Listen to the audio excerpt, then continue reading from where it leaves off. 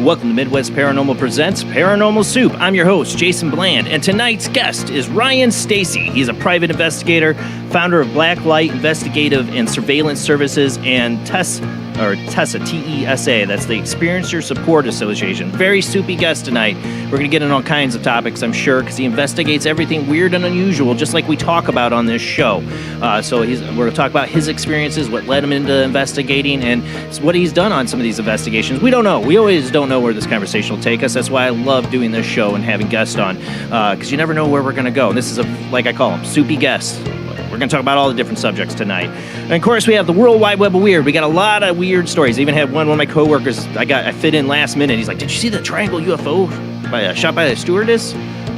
So yeah, that's why I love telling people what I do. I get everybody, even at my workplace, telling me what the latest new UFO sighting it is. Everybody's minds are opening. I love that. And of course, I want to let people know I am still working on the ITC videos. Next up is Royals Call, and I've been working on that the last couple of days. It is some incredible stuff in there from the spirit world, I gotta say. I've even heard my grandmother's voice in that call. So that'll be coming out in the next couple of days. We got a lot to get to, so let's go ahead and get rolling on into it.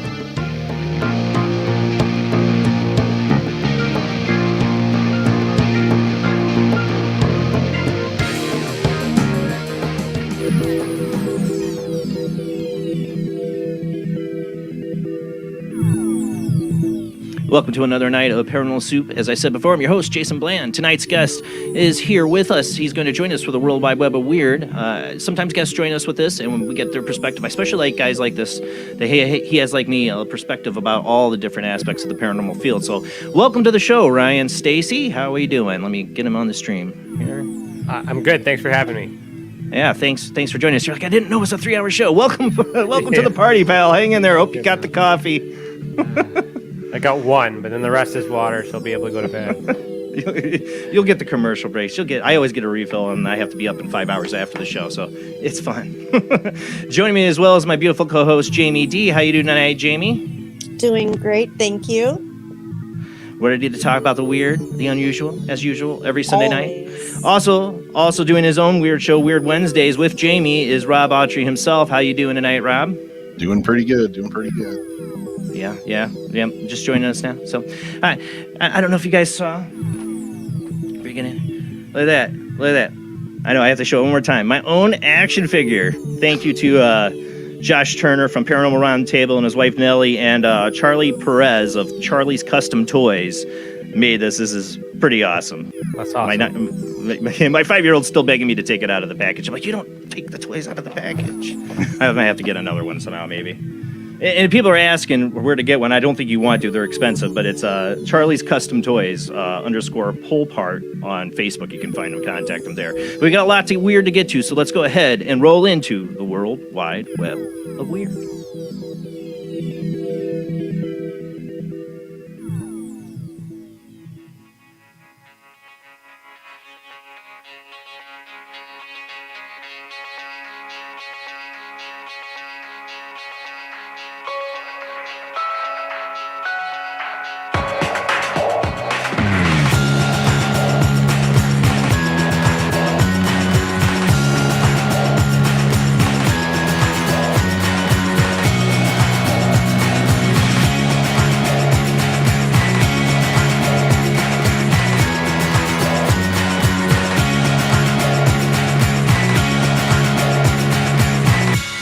Tonight on the World Wide Web of Weird, I thought I always like to do the first article as something as an update to something we've covered before, and now we have an article out. I got this from Coast to Coast AM about the Lunar Mystery Hut.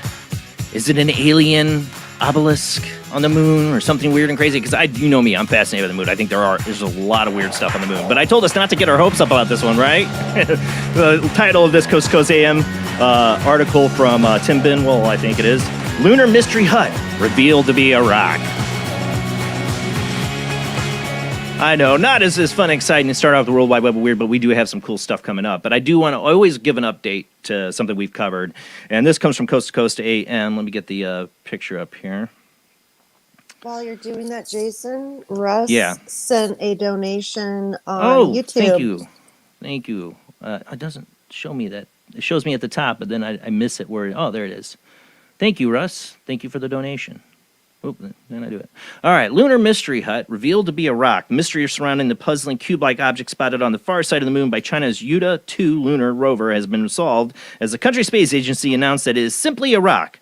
The observation of the anomaly sparked worldwide headlines back in December when the China's National Space Administration, our space website, posted a photo of what they dubbed a mystery hut. It was originally thought that it would take 2 to 3 months for the rover to reach the curious object and investigate it, but the space agency posted an update on Friday where it then indicated that they couldn't wait to know the final answer. As such, they explained scientists and engineers operating the rover racked their brains to study how to make the Yuda, they call it Yuda? Y-U-T-U? Move in place as quickly as possible while maintaining the safety of the precious robotic explorer. The team eventually devised a way for the vehicle to reach the hut and set about on a somewhat arduous journey across the barren lunar surface. When the rover finally reached the object, the space agency said the drivers were a little disappointed as the mystery hut, which was once appeared to be a massive structure in the distance, turned out to be very small and was merely just a rock. Now, my question is, I mean, I know I'm a little bit of the untrustworthy type sometimes, but would they tell us the truth? I mean, would they? Ryan? Oh, that's kind of where I was thinking too. Like that, did they actually land on the moon? So that's the first question, right? So like I would go back that far. Go back that far. I'd like to believe they did. I understand the argument, though. Right? So if they did, then that's great. If they didn't, then none of that matters. No, none of it would. And if they didn't, is that because aliens are on the moon? I'm going to let go of it, but is it because aliens are on the moon? That's my question. Who knows? I don't know. Another thing, that first picture, that thing would have to be fairly big to be a perspective like that. And then they say, oh, it's just a small rock. You wouldn't see a small rock that big. Feels like the face on Mars down all over. So is that second picture that same image, or is that something else? Yeah, that's supposed to be the same thing, but it's much smaller. Like maybe you found the wrong rock. I don't know. Yeah, maybe it's not the hut. Maybe the hut took off and left a rock. I don't know. But you know what I thought about this is that they talk about this. I'm like, yeah, what about the sphere? The spear, the giant thing that goes like way up. There's a lot of stuff on the moon they could check out. This seemed like the least fascinating. Where are the stars in that other one on the left? Hey, there are no.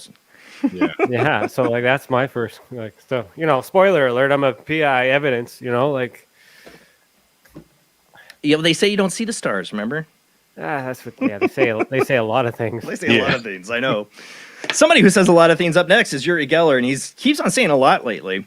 Uri Geller says he knows where the Ark of the Covenant is. The golden cabinet believed to be held, the stone tablets of the Ten Commandments, which inscribed the Ark, remains one of the most sought-after mystifying religious artifacts in history. For years, blah, blah, you've seen Raiders of the Lost Ark. You get it, people. This is one I explain mysteries, but this is from Yuri here. I know where the Ark of the Covenant is. I will find it, mark my words, he wrote. It will be an earth-shattering historical tsunami and archaeological and theological earthquake. It would if you found it. Dowsing ancient soap factory I located under my museum gave me the inspiration. Yes, my dear friends, the opposition will be huge, but we are talking about an item that is holy and nothing will come in its way to be freed and shock the world into a biblical historical reality. More power to him if he can do it. I mean, dowsing rods is that's an approach. All things considered, yeah, go ahead, Ryan. No, I was just going to say, where did he say he found it? No, he didn't find it. He found something else with dowsing rods, this old soap factory or something like that. He thinks he can use dowsing rods to find it. I think other people might have tried this. I don't know, but it seems like a big search. You could go to Ethiopia. It could be, there's a lot of places it could be, just from my memory of the Ark of the Covenant. So it's a lot of travel. Can you see my screen right now? Hold on, I will. Takes a second. See, there it is. Oh, there it is. There it is. That is awesome. I got it right here. That is so cool. I doubt he has it because it's right here. Ryan's got it. There you go, Yuri. He's going to show up at your doorstep with dowsing rods now. He's going to come and bend all your spoons when you don't give it to him. Okay, sorry. I like Yuri Geller. I'd love to have him on the show. All right, next up, Bigfoot. We got an unexplained mystery article here. That is awesome. I'm not going to tell you what's inside it, though. No. See, I need that because it's like the perfect size for my action figure. See? All right. Next up, Bigfoot. Unexplained mysteries. Very reliable Bigfoot sighting reported in Illinois, just right across the border from me here. Recent reports detailed an encounter with a large hairy humanoid near Illinois' Saginaw River. The sighting, which was submitted in a report to BFRO, Bigfoot Field Researchers Organization, occurred while the witness was driving around Route 78 in central Illinois at 10:30 p.m. in the evening. I saw a large animal jump onto the road about 40 yards ahead, he wrote. When it hit the road, I could see a very large leg spread wide in a dead run with large swinging hairy arms. The arm switched back and forth close to the ground as its body was leaning forward. It leapt across the road in 2 jumps. When it hit the shoulder, it looked back at me. It was about 2 seconds before it vanished in the darkness altogether, but I could see it clearly. It was very large, and even though it was hunched over nearly horizontal, it was still close to being wider than my car and nearly top of my windshield. What kind of car do you drive? Jesus, how big was this thing? The man later spoke to his coworkers, who explained that the area was well known for Bigfoot sightings. The BFRO investigator Matt Moneymaker, isn't it a poker player, who spoke to his witnesses, maintained that the sighting was very reliable. He was not particularly interested in the Bigfoot subject, but he recognized what he was seeing, he wrote. He was driving 70 miles per hour and didn't slow down much until he reached the next town. Kept going, then stopped in Havana, the next town, to text his wife and kids to say he had seen a Bigfoot across the highway. Whether or not it really was a Bigfoot, he saw that even, however, remains a mystery. It's always that way, but I love the story. All right, next up. This one's from Lon Stickler from Phantoms and Monsters, and I got a book from Josh Turner. I just commented, I'm like, ooh, I want to read that one, and of course he had to send it to me because he's just that kind of guy. Phantoms and Monsters here. Thank you, Josh. It was a Christmas present here. I got to get Lon on the show. I've been wanting to get him on. I'm on Facebook. I got to contact him, but he's got this video he's posted, and you definitely want to watch it on his YouTube because it is no justice on here, and it's very quick. A Leesburg resident recently recorded a very strange clip of something moving outside his home. The bizarre footage, which originally sent to Lon Stickler of Phantoms and Monsters blog, shows around 1 second of an anomalous figure moving very close to the camera. The individual who recorded it, whose name has not been disclosed, had set up 2 trail cameras in his backyard to pick up cats, raccoons, possums, and other visiting wildlife. On this particular occasion, however, one of the cameras was triggered by something that he could not explain. The clip starts instantly from the beginning, and coupled by the fact I have 3 to 30 seconds motion sensor lights on the ground, it makes no sense that what I'm seeing can move that fast without more on film, he wrote. It is, I don't think I have the whole clip, but it is longer. It's like the very beginning of you can see it turns on right as this thing's coming up, and then you have like the 30 seconds of rest of the video where it's not there. Go ahead and play it. Take, boom, gone. And you have like the rest of the video, which I even cut off because I'm like, once 30 seconds seems like a long time to stare at nothing but an empty landscape. But you can go see the whole thing at Lon Stickler's YouTube channel. The way it walks too is really weird, and it's a speed walking alien. Like you ever seen like the Karens? Sorry, the jogging women. When they like do the speed walk. Maybe it was a Karen speed walking at night out in the middle of nowhere. I don't know. I don't know what to say about it. It does seem oddly shaped. Have you seen this one, Ryan? Well, to me, it looks like just a shirt kind of dangling. I see the shirt. I hear you on that. Yeah, like there's clothing there for sure. This isn't naked that I've heard people say. There's clothing there. I always like to look at what's happening outside of it, but context is important. Mm-hmm. That's what I say. Go see the whole video. We don't do it justice here. Go check it out on Sticklers. It's about 30 seconds of that same scene you're seeing. Nothing else moves. I watched it a bunch of times. I just cut it down to this. You almost miss it when you first play the video. It's like, what am I watching here? Oh, it happened right at the beginning of the video. So that's the start of the video? That's what tricked the Yeah, it starts. When you go to watch it, you'll hit play. It'll happen right away. Okay. And you're going to have to rewind it after you watch 30 seconds of the same scene and go back and watch that very first second. Yeah, no, it makes sense. So if that's a motion it's pretty sensor, quick. It would have moved, and then it caught it near the end. Yeah, exactly. So it's interesting. I don't know. There's a lot of naked alien stuff going on, though. This one is definitely called Naked Alien. I don't know why. I mean, this one looks like it could be wearing clothes, and it's just a photo from Montana. Man claims to have photographed a naked alien in rural Montana. Donald Bromley had set up his trail camera in the town of Deer Lodge, Montana, an area that's something of a reputation for otherworldly encounters when something strange happened. Expecting his equipment to have picked up some evidence of local wildlife, he was instead surprised to discover that one of the photographs contained a bulbous head humanoid figure. The more I look at it, it's just odd. It was out of place, and everything that just matches the alien persona, the bigger bulbous head, you can tell has no clothes. See, I think it does. It's kind of transparent, he told KXLF. The area is very rich in paranormal field like UFOs, lights, and sky unexplainable things, he said. Local filmmaker Patrick Cutler, who's making a documentary about the area, maintains that this recent photograph is just the latest in a long line of peculiar incidents. I don't know. It's You got motion blur there, and yeah, it's motion blur. I see a pocket. Thank you. I see pants. That doesn't look naked. Yeah, I see what appears to be a pocket. Let me be specific. It appears to be some kind of clothing. I don't think it's a lot of accusations. Poor aliens out there. They're all a bunch of streakers. I don't know. It's blurry. Who knows what this is? I mean, I think people put these cameras up and they expect nobody to come by out in the middle of nowhere. But sometimes they do. I guess they do. I've seen some really weird stuff even here. I had a friend whose son had cameras up, and they thought they had a Bigfoot at first, but they realized it is a guy in a ghillie suit that was out in the middle of nowhere, doing hunting, I guess, when he wasn't supposed to. Yeah, this could have been somebody... whatever, homeless dude living in the woods, just walking through your backyard. Who knows, I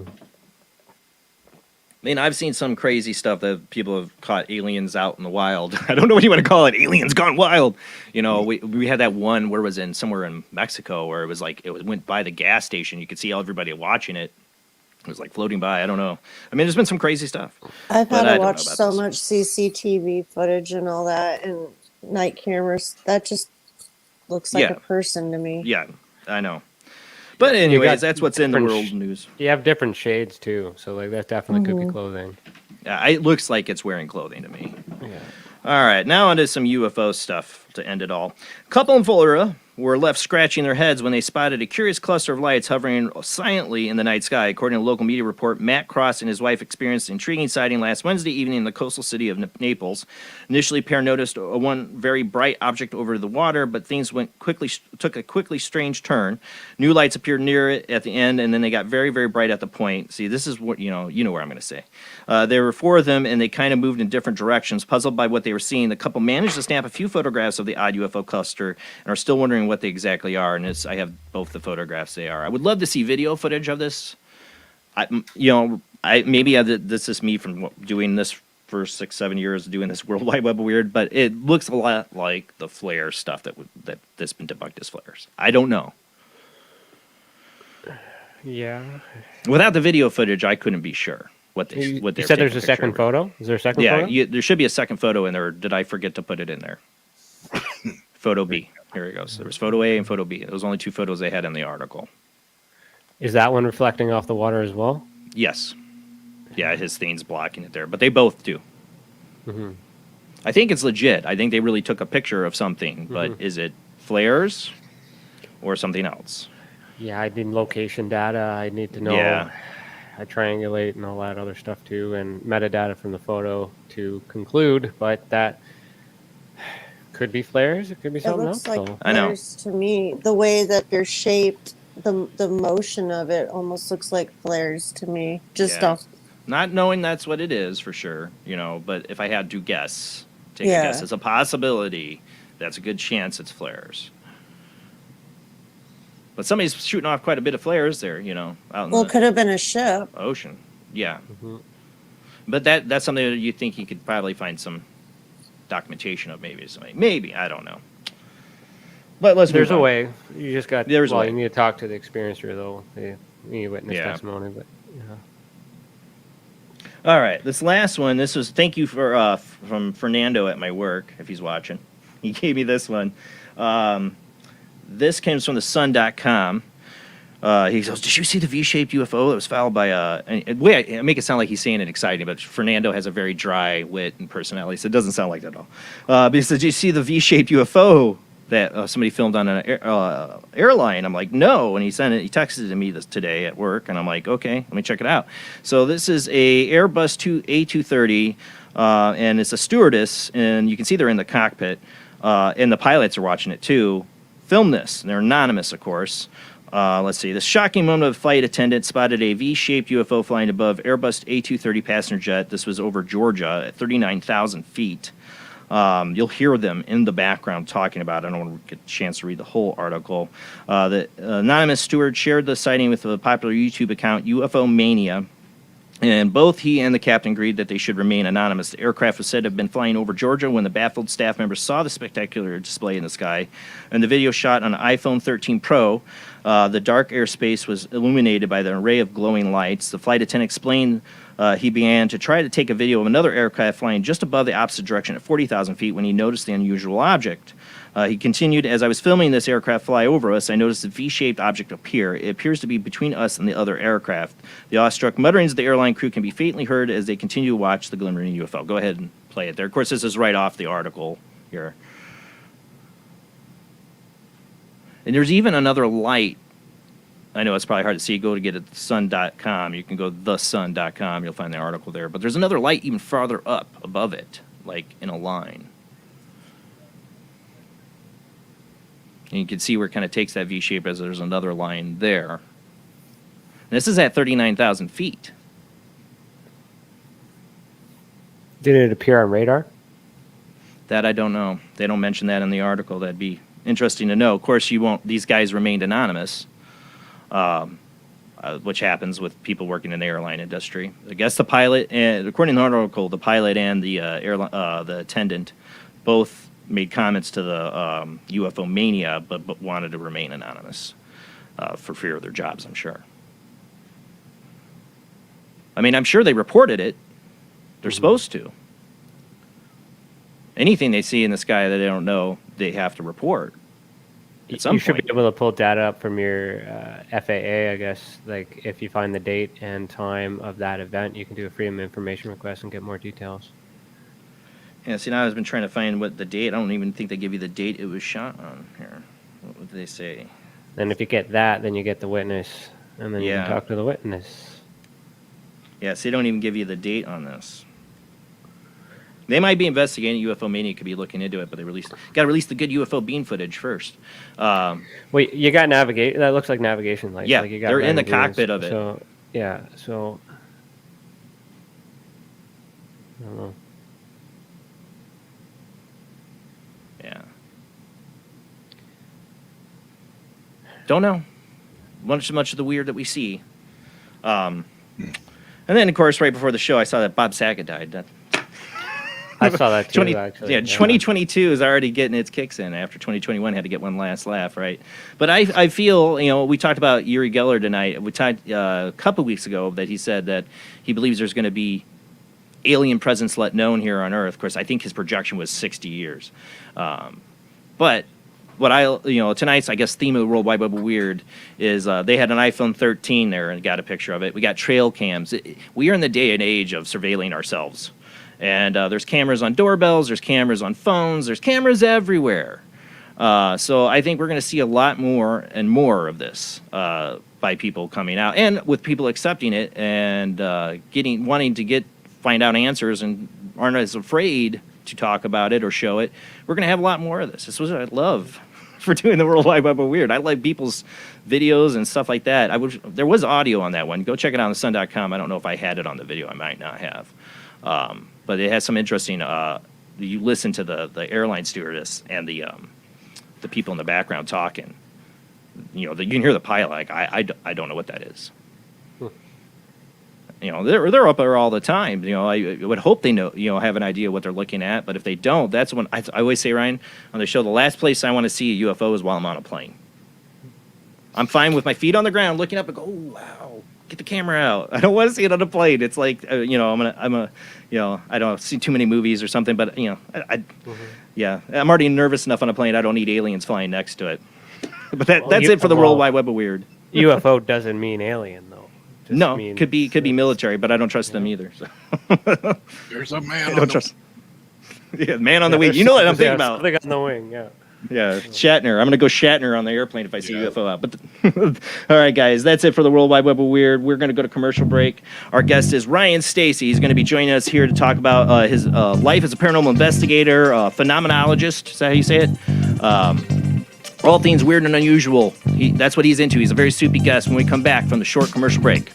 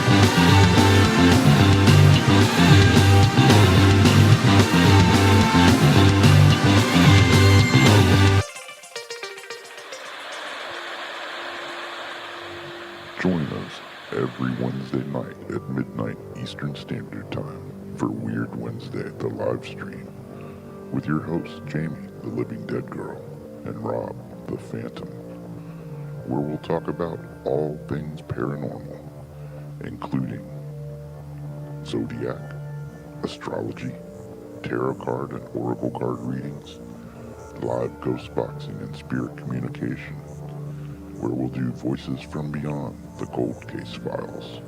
So we hope you join us live on Facebook and YouTube every Wednesday night at midnight Eastern Standard Time. We hope to see you there. Bye-bye.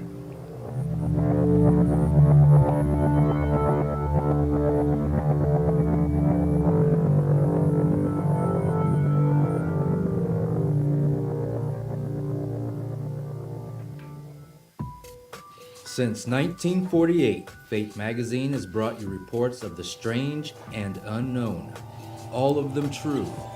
Fate Radio is carrying on that tradition, bringing you the unusual, macabre, strange, and bizarre.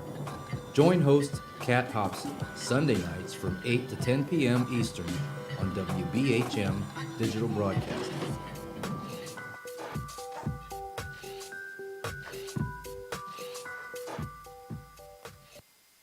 Of the second kind, physical evidence of a UFO. Close encounters of the third kind, contact. From Steven Spielberg, the director of Jaws, comes one of the most ambitious and unusual films ever made. And what you will see has never been seen before.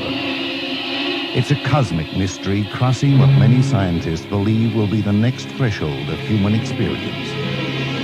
It is called Close Encounters of the Third Kind. It begins in an Indiana town and leads to one inescapable conclusion. We are not alone.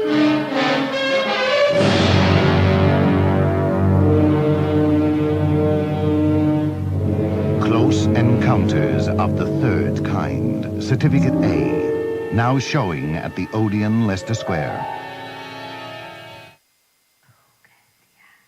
The international chart-topping, haunted horror of Haverfordwest has been described as terrifyingly real, a must-read, shocking and chilling brilliance, genuinely worrying, utterly frightening. Don't read before bed. Described as one of the spookiest writers out there, best-selling author G.L. Davies presents Haunted Horror of Haverfordwest, the true paranormal account that is shocking the world. Dare you enter? Dare you read? Haunted Horror of Haverfordwest is available on Amazon, Barnes & Noble, Kindle, and wherever books are sold. Pray you never have to live there. This is the sound of a space clock aboard a U.S. satellite 180 miles above the Earth. No one winds up this timepiece. It's powered by a tiny battery, a battery that delivers power for years without replacement. Now the same type of battery, the Duracell battery, can bring new reliability and long life to your battery-operated equipment. Radios, cameras, toys, all run far longer. Duracell batteries, the long-distance power cells, outlast any ordinary battery. The same type of battery that keeps space clocks running for years can bring long life to anything powered by batteries. Dura, as in durable. Cell, as in power cell. The Duracell battery, made by Mallory.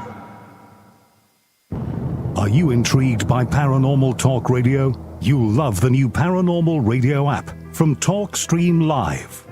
You'll find a great selection of talk shows covering UFOs, ghosts, strange phenomena, and much more. Download the Paranormal Radio app now and start listening to the very best in paranormal talk entertainment, including the network you're listening to right now, the Paranormal Radio app, free in Google Play and the iOS App Store. Switch to DCS ranging. 240, nominal to profile. We're in the pipe. 5 by 5.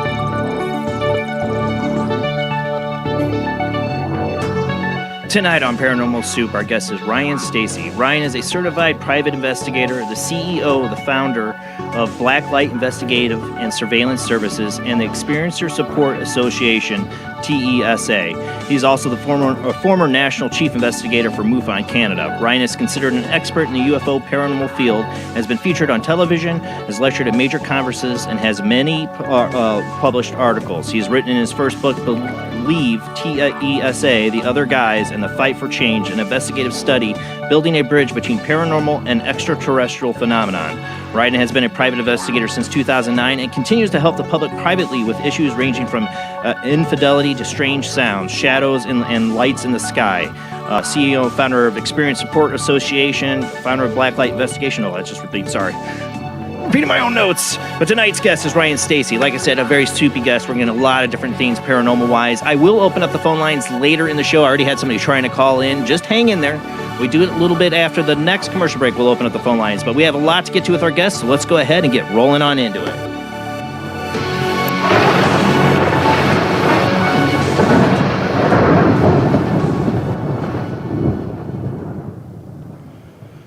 Welcome to the show, Ryan. Like I said, it's an honor to have you on tonight for the first time.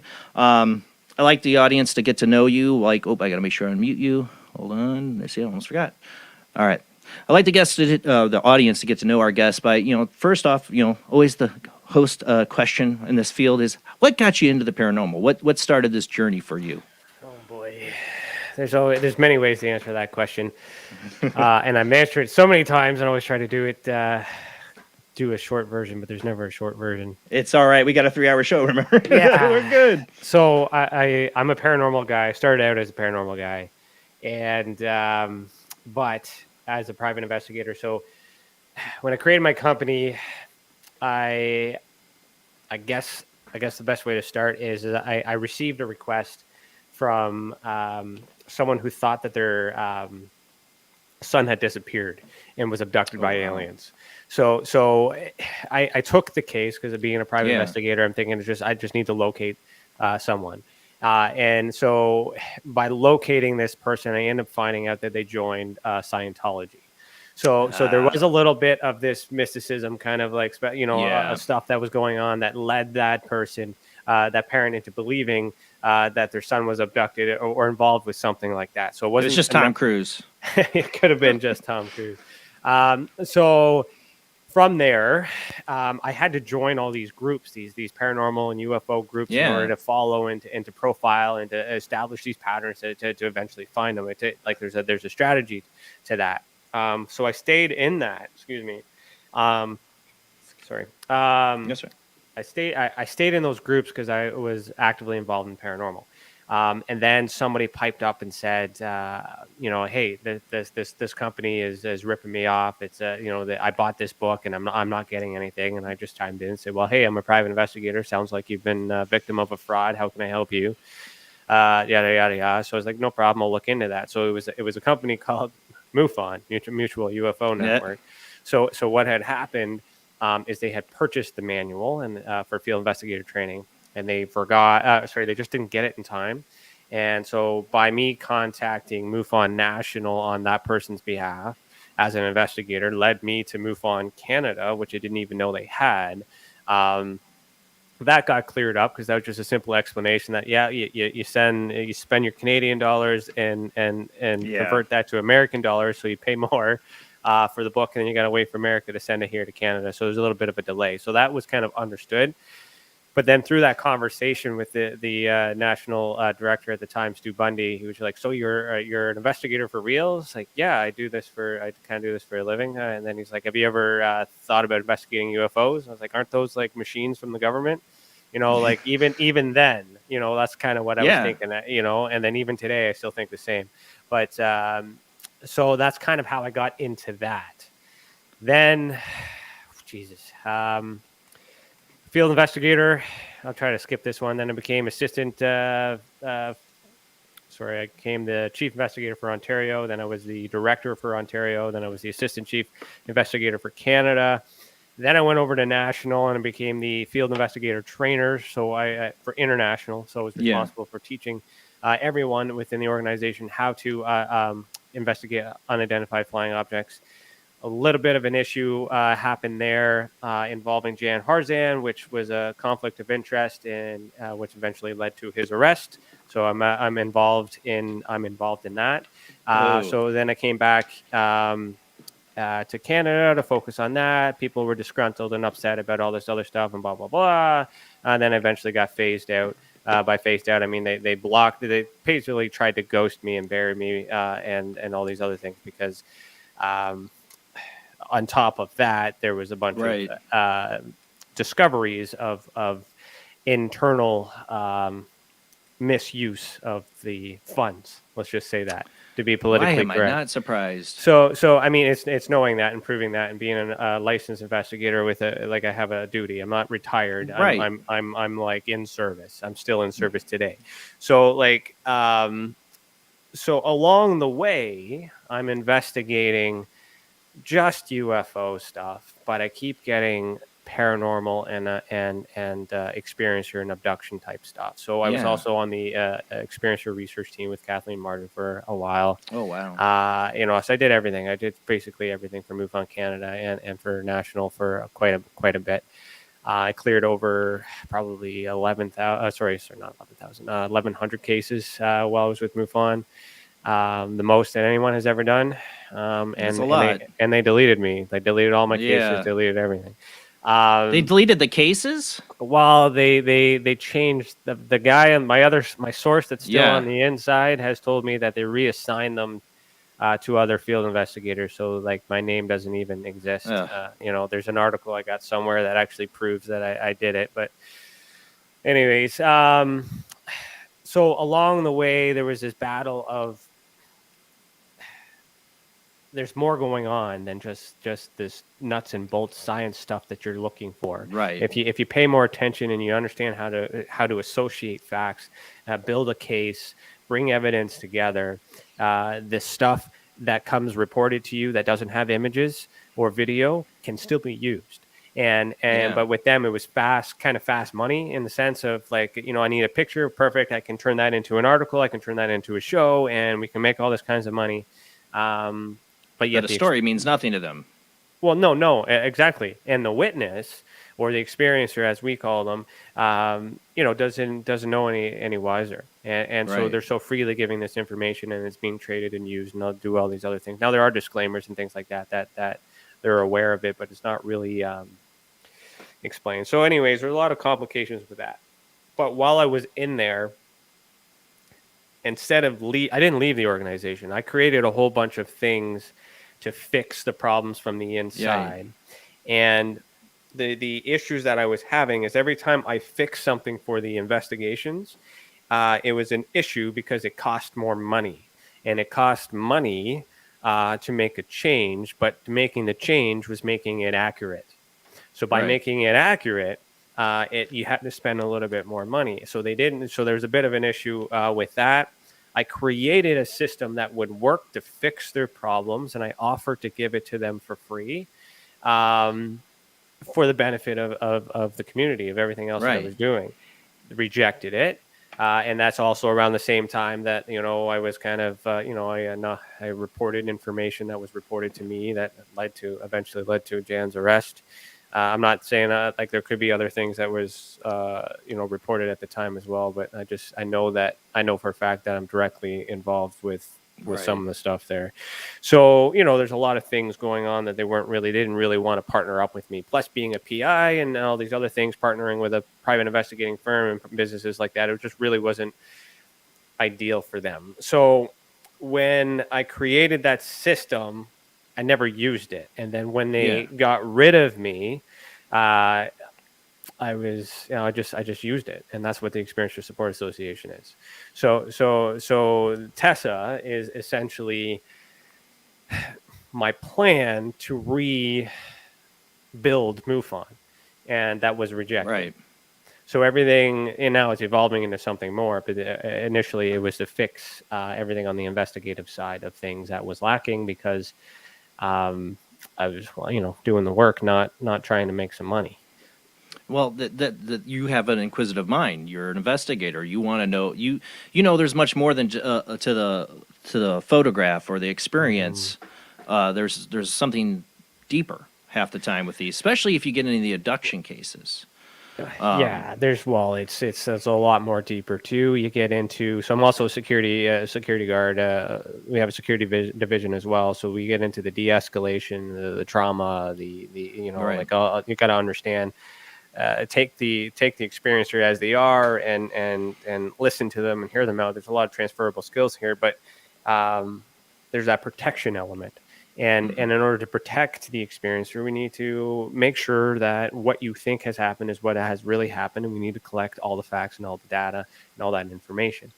And that MUFON's community was so rapid on the whole, like stats and science and engineering and all that other techie stuff, which is great at that level. But at your base level where I'm at, if your data or your evidence isn't sound, nothing in the further stages is going to work out. Your baseline has to be done. So it's like a police officer showing up at a scene in order to make an arrest and do all this other stuff, or there's a murder, right? They investigate the area as it is, but then they call in their experts, the forensics, to take the DNA samples and of the blood and all that other stuff that's there. But they first preserve the acknowledge scene. that it's there.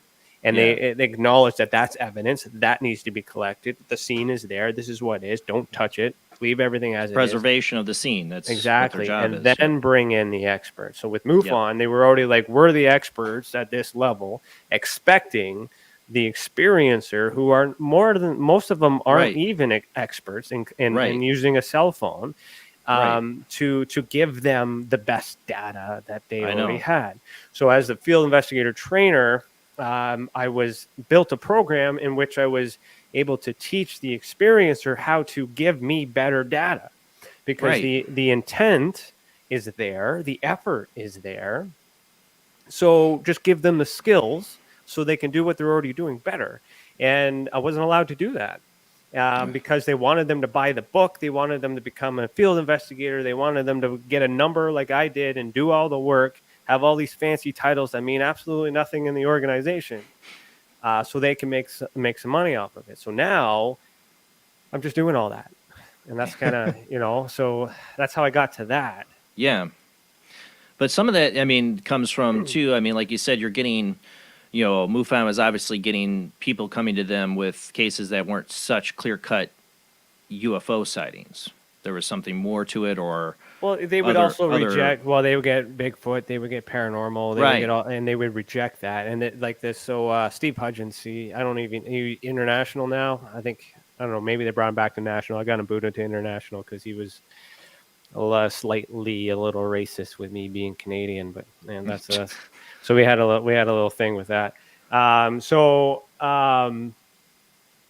He hated paranormal, but so the simple thing, you look at evidence, you look at investigations, and you want to take the etymology of any word to make sure you understand what the word means before you label it, archetypes and all these other things. So the word paranormal just means not normal. So technically, UFOs are not normal.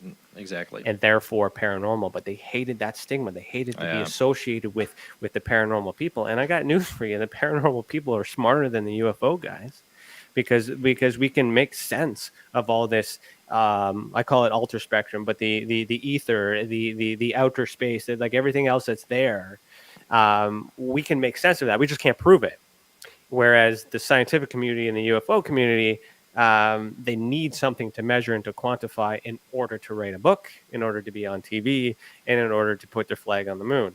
So none of that is beneficial for the witness or the experiencer. Right.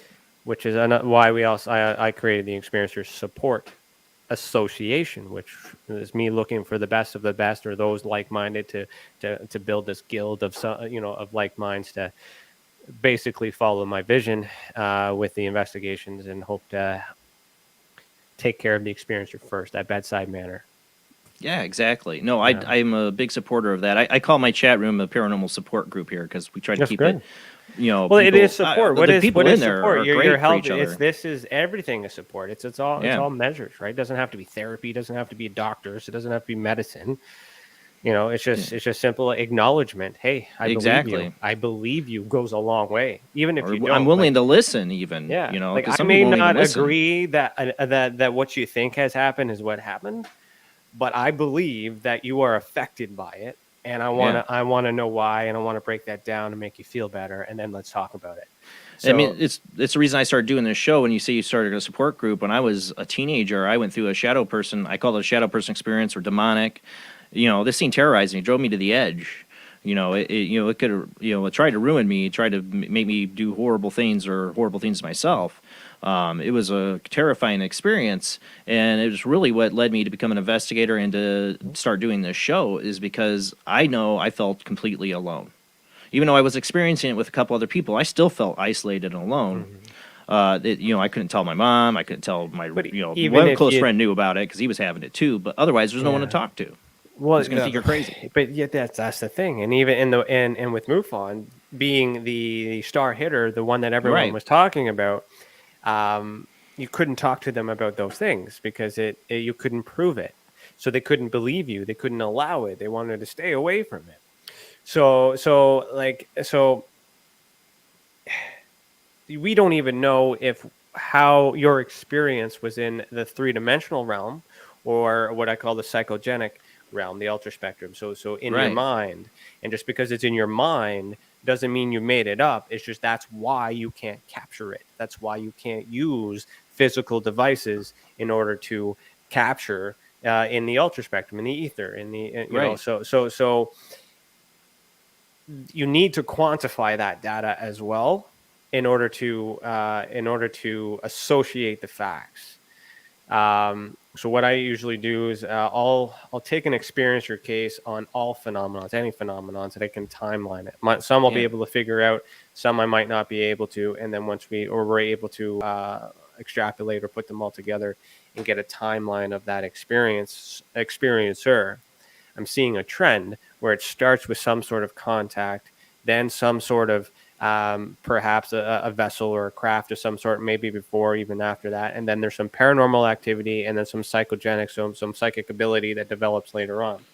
So all these events are individual experiences to the experiencer, thinking they're different things. But Yes. then this pattern shows that perhaps it started with some sort of what we call visitation, whether that's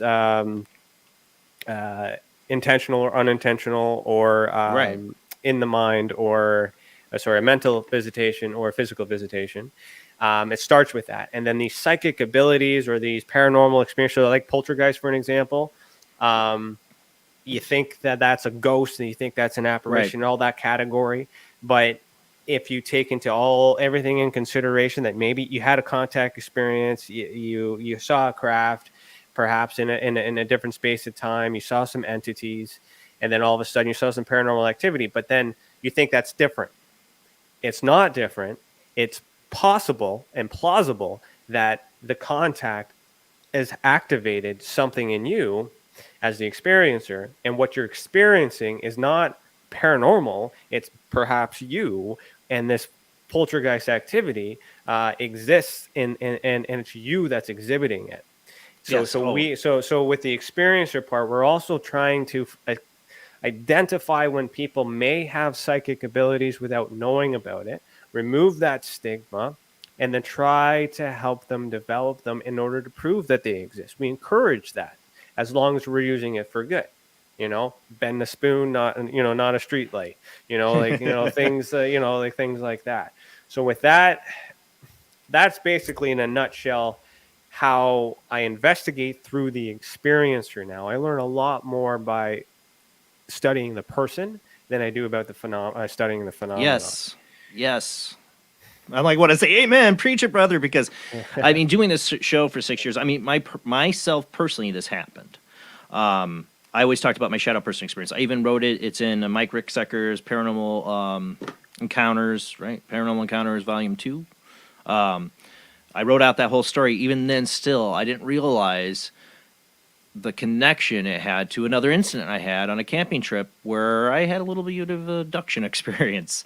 And I didn't think about it. My mind felt wired not to think about it. And it didn't happen until I read a friend's book, Terry Lovelace, of Incident at Devil's Den. It kind of woke in that memory, and it was with the same person that I experienced a shadow person experience with. And I started wondering, is there a connection? I'm still trying to discover there's some it either all involved. exists or it doesn't. It can't be one or the other. Like that's why I investigate everything, and my constant is you, the experiencer. So and try to figure out what you have in common with other experiencers. So we measure blood type, we measure eye color, we measure hair color, all these constants that exist in the entire world. So race and religion doesn't matter, jobs don't matter, professions, none of that stuff matters when we're studying the source. That's another important thing with my reporting system. I'm collecting information volunteered by you, of course. About the event location. I don't care where you live or where you work, which with MUFON needs to know everything, including where your parents live. There's a lot of information that they ask for that's not even necessary for the investigation, which you can, project on how they transfer their information over the years. So that makes sense.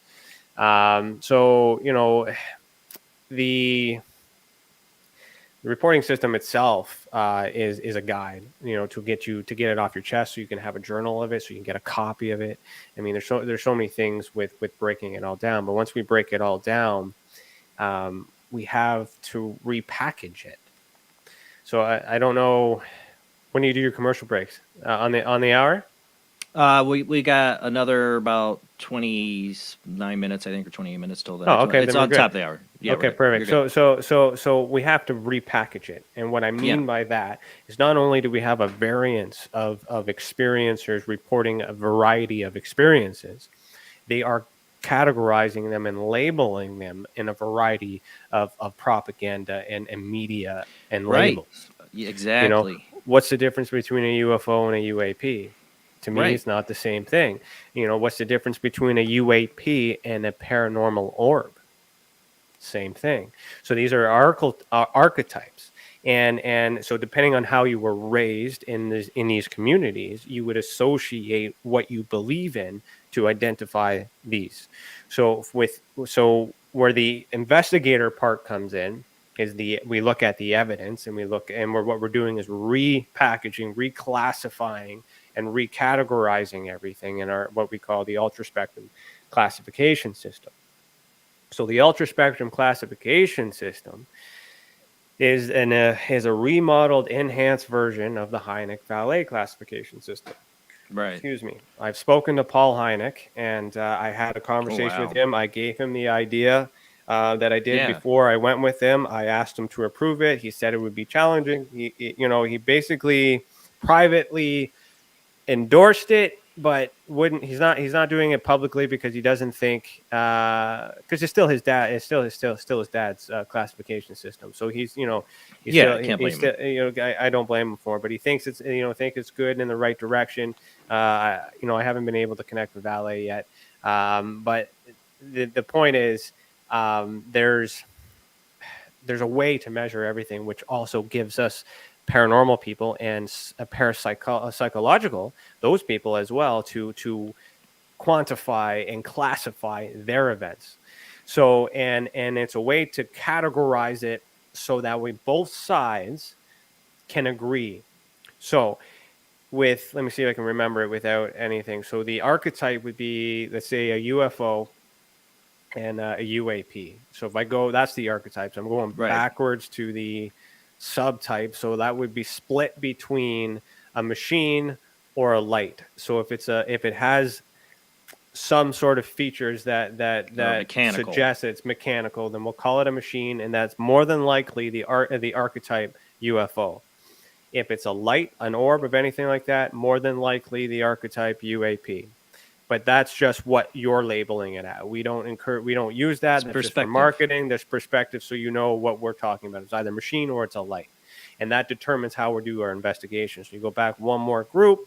That is it aerial activity? Yeah, is it aerial activity or paranormal activity?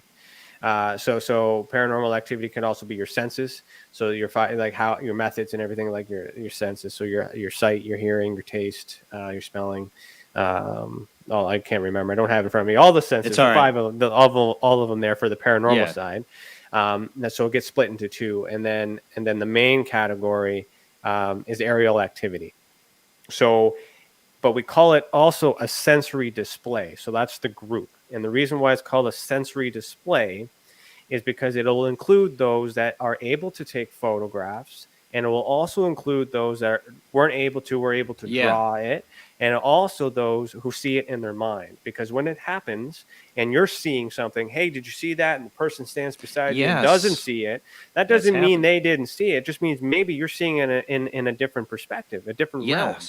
So we can still measure that. So that's paranormal. That can't be measured, can't be quantified, but it can using this classification system. So whether you believe in UFO, aliens or ghosts, in this instance, we can both agree that there is activity in the sky, which is why we call it aerial activity. And a sensor, so a sense was used in order to have this experience. So when we repackage it in that way, call it a sensory display, aerial activity, level 1, which would be machine, UFO archetype. So that's kind of the grouping. Then we kind of do that. The next layer from that, I believe, is visitation. So visitation would then get splintered into whether it was physical or mental visitation. So that would include Right. downloads. That would include, I guess, meditation and things like that. Then the subtype after that would be intentional or unintentional.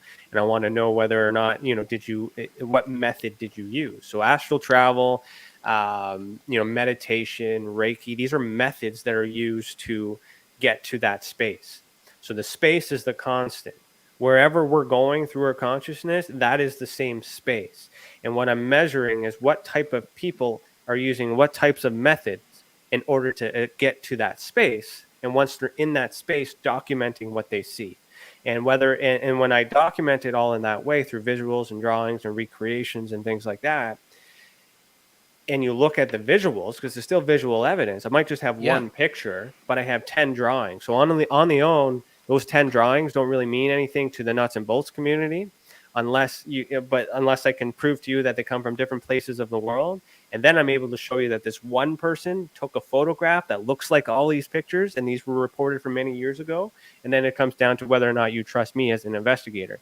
But then the experiencers are all grouped together, and then we're trying to figure out, okay, so you all are able to see this same thing. But then I have this variance of blood types, of hair colors, things like that, and methods used. So one person was able to meditate and see this. One person was able to take a photograph and see it. So now, so it exists in both space, both times, or both areas, or all the areas. And what's in common with those experiencers normally are their blood type, their eye color, and their hair. And I'm finding that to be a common trend with certain types of experiences. So, which leads me to believe that certain types of people are just naturally able to have these experiences. And if they're able to do that, either intentionally or unintentionally, then the goal is, with this private study, is to have that group in the same area and then try to make contact. So when you go into a CE5 or you go into a seance, like you also have a variance there. You have a group of people that are enthusiasts, people that are just doing it for fun, people that just want to, do a whole bunch of things. But if you got a bunch of people that went through this process that have been scientifically proven to at least obtain connection to a place, and then have them all in that same room and then make contact, science tells me that I have a higher chance of making contact in that environment. And so that's kind of how the study has been going. That's where it's going. That's awesome. It's in many stages. What else? Visitation. Then we go into, I don't even have cryptids, entities. So we split that into, so beings observed is what we call it, and then split between, I think, paracryptid, cryptids, and I think apparition. I think apparition is what we do. Yeah, I got to remember that one. So the reason, paracryptid is simply anything that's a monster of some sort. Cryptid could be Bigfoot or paracryptid, depending on your belief, if it's UFO and all that other stuff. But it could, all those other things. But then apparition, I consider that an entity, not a paranormal, because it's just transmedium. The type is transmedium. So it's able, it's exactly. So, but it's still physical in some part, and that's another thing that needs to be measured. Then below that, I think visitation, beings observes, psychogenic. So then this is activity with the mind, which will include, telepathy and spoon bending and all those other things. But these are whether it was invited or uninvited. So did you intentionally try to make contact? Were you just going about your day washing dishes, and all of a sudden you almost had a seizure and you seen these visions? Like that's uninvited. You weren't asking for that, but you still connected. So there's still characteristics that are measured with that. And then the last one is residual evidence. So anything that was left behind. So that'd be your crop circles, your implants, and all that other stuff. Now that's just the categorization.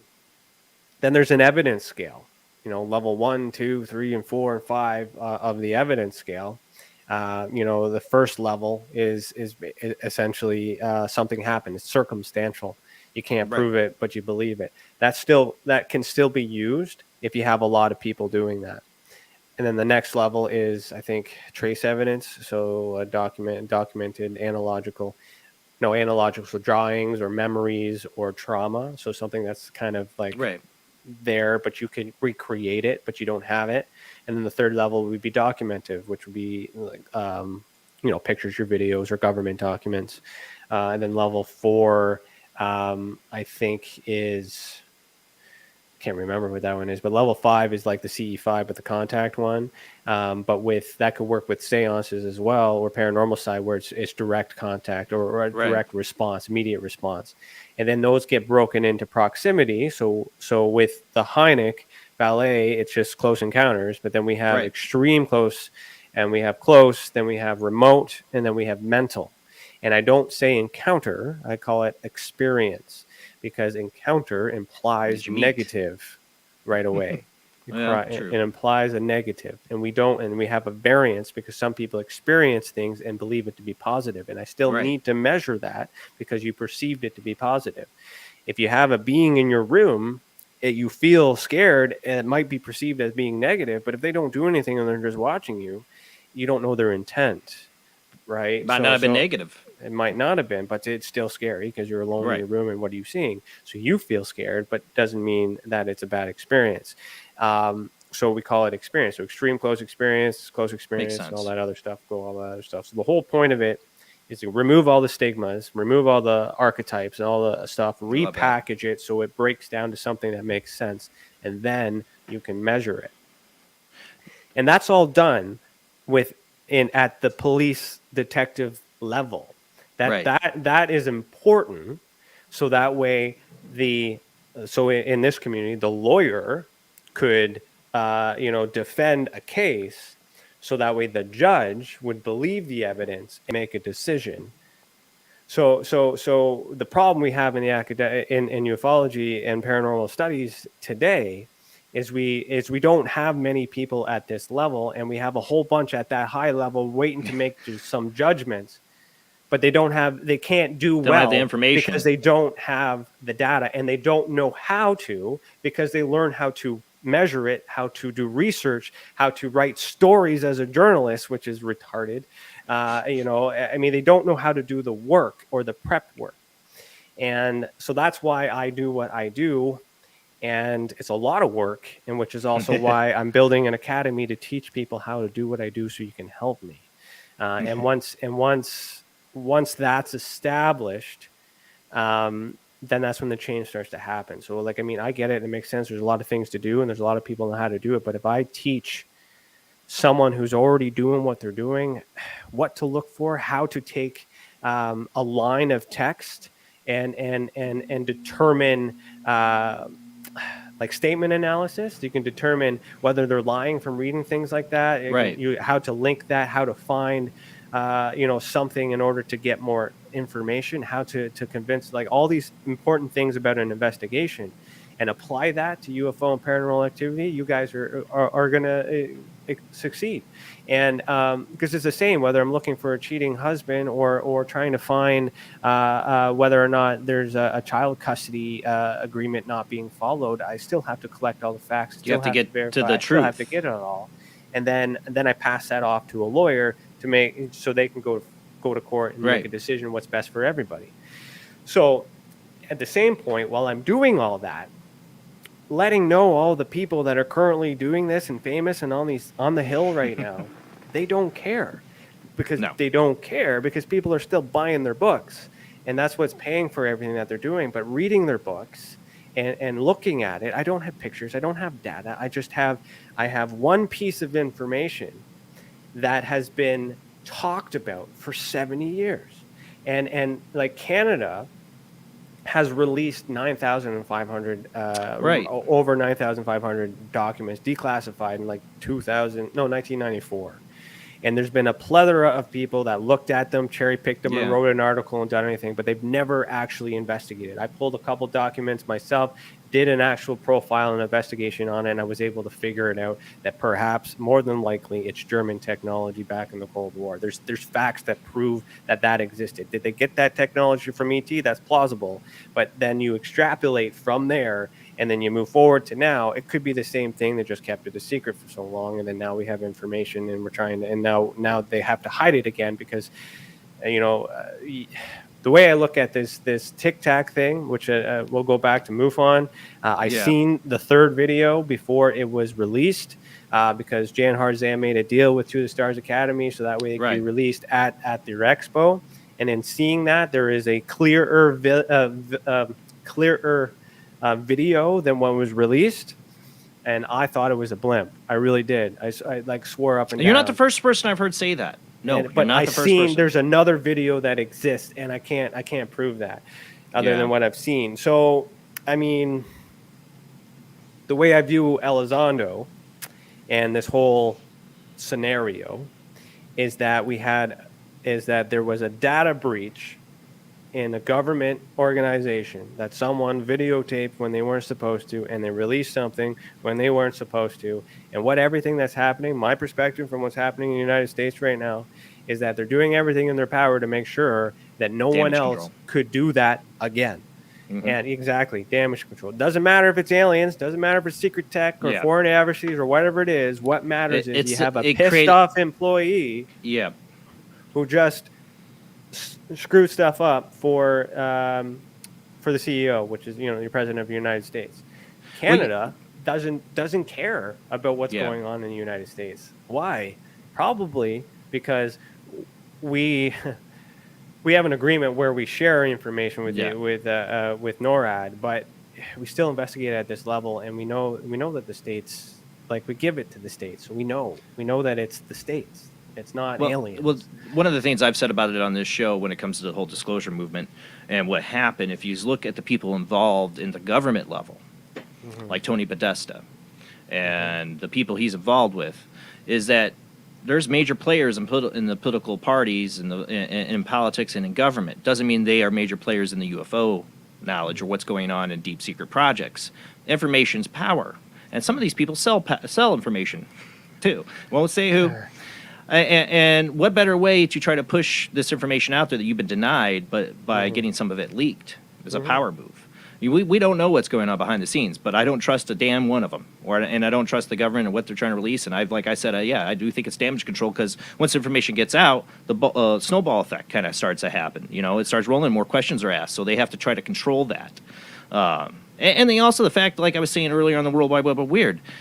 We're at a moment in time, as we're growing more and more, where we're surveilling ourselves 24/7 with all cameras everywhere.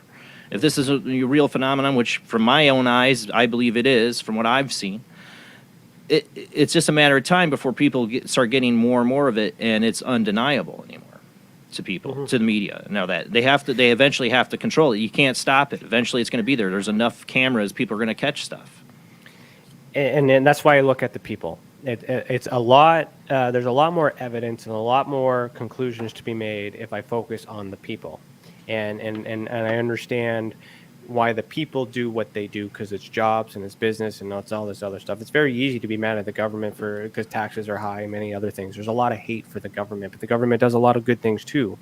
And when it all comes down to is whether or not you believe that something is being hidden from you, or something's being done to you. So there's a whole lot of social things that need to be kind of worked out on the individual end.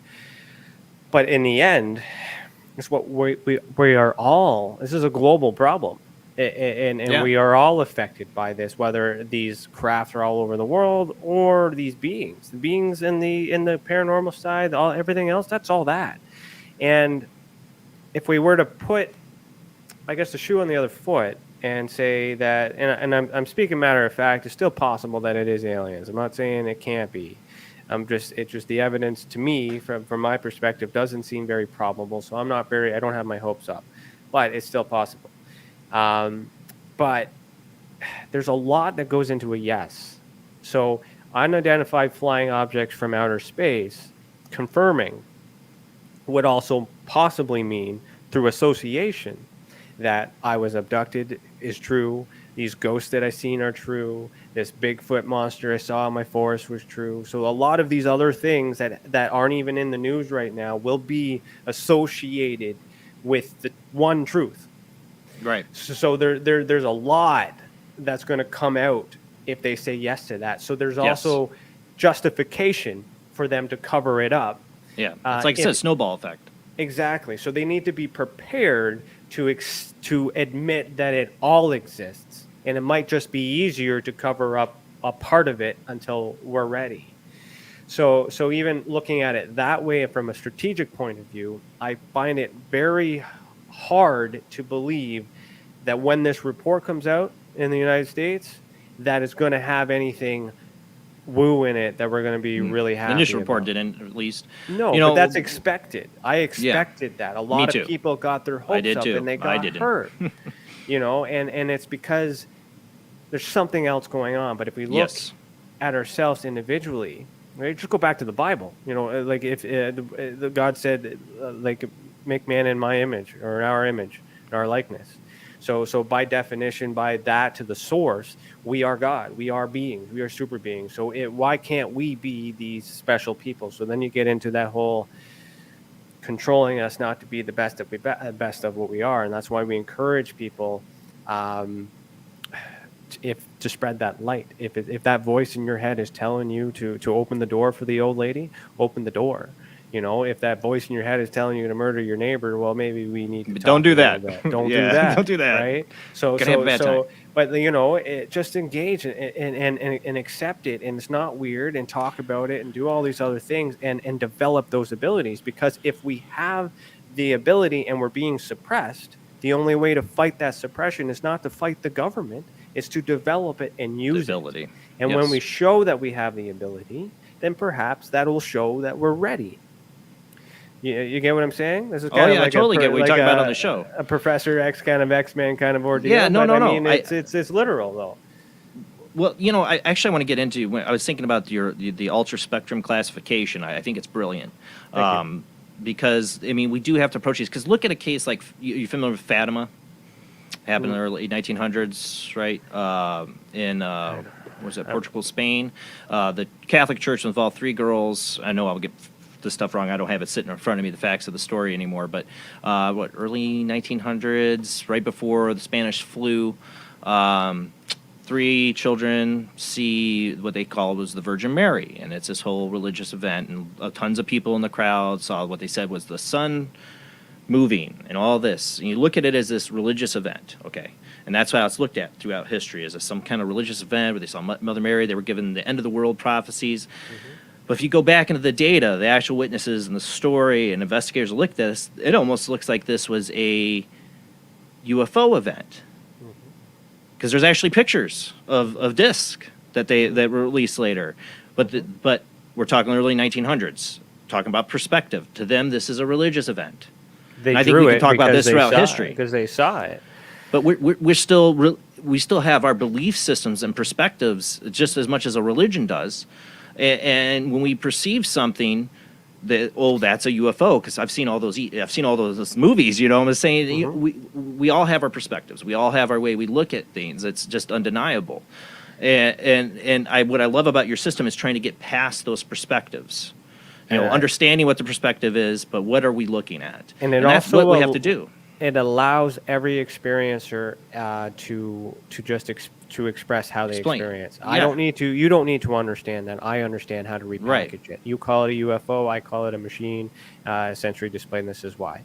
It also allows other researchers and investigators, such as even with MUFON, if they wanted to submit their best work, and I could repackage that and reclassify it. They don't have to use our classification system because MUFON, MUFON doesn't have to accept it, and they won't.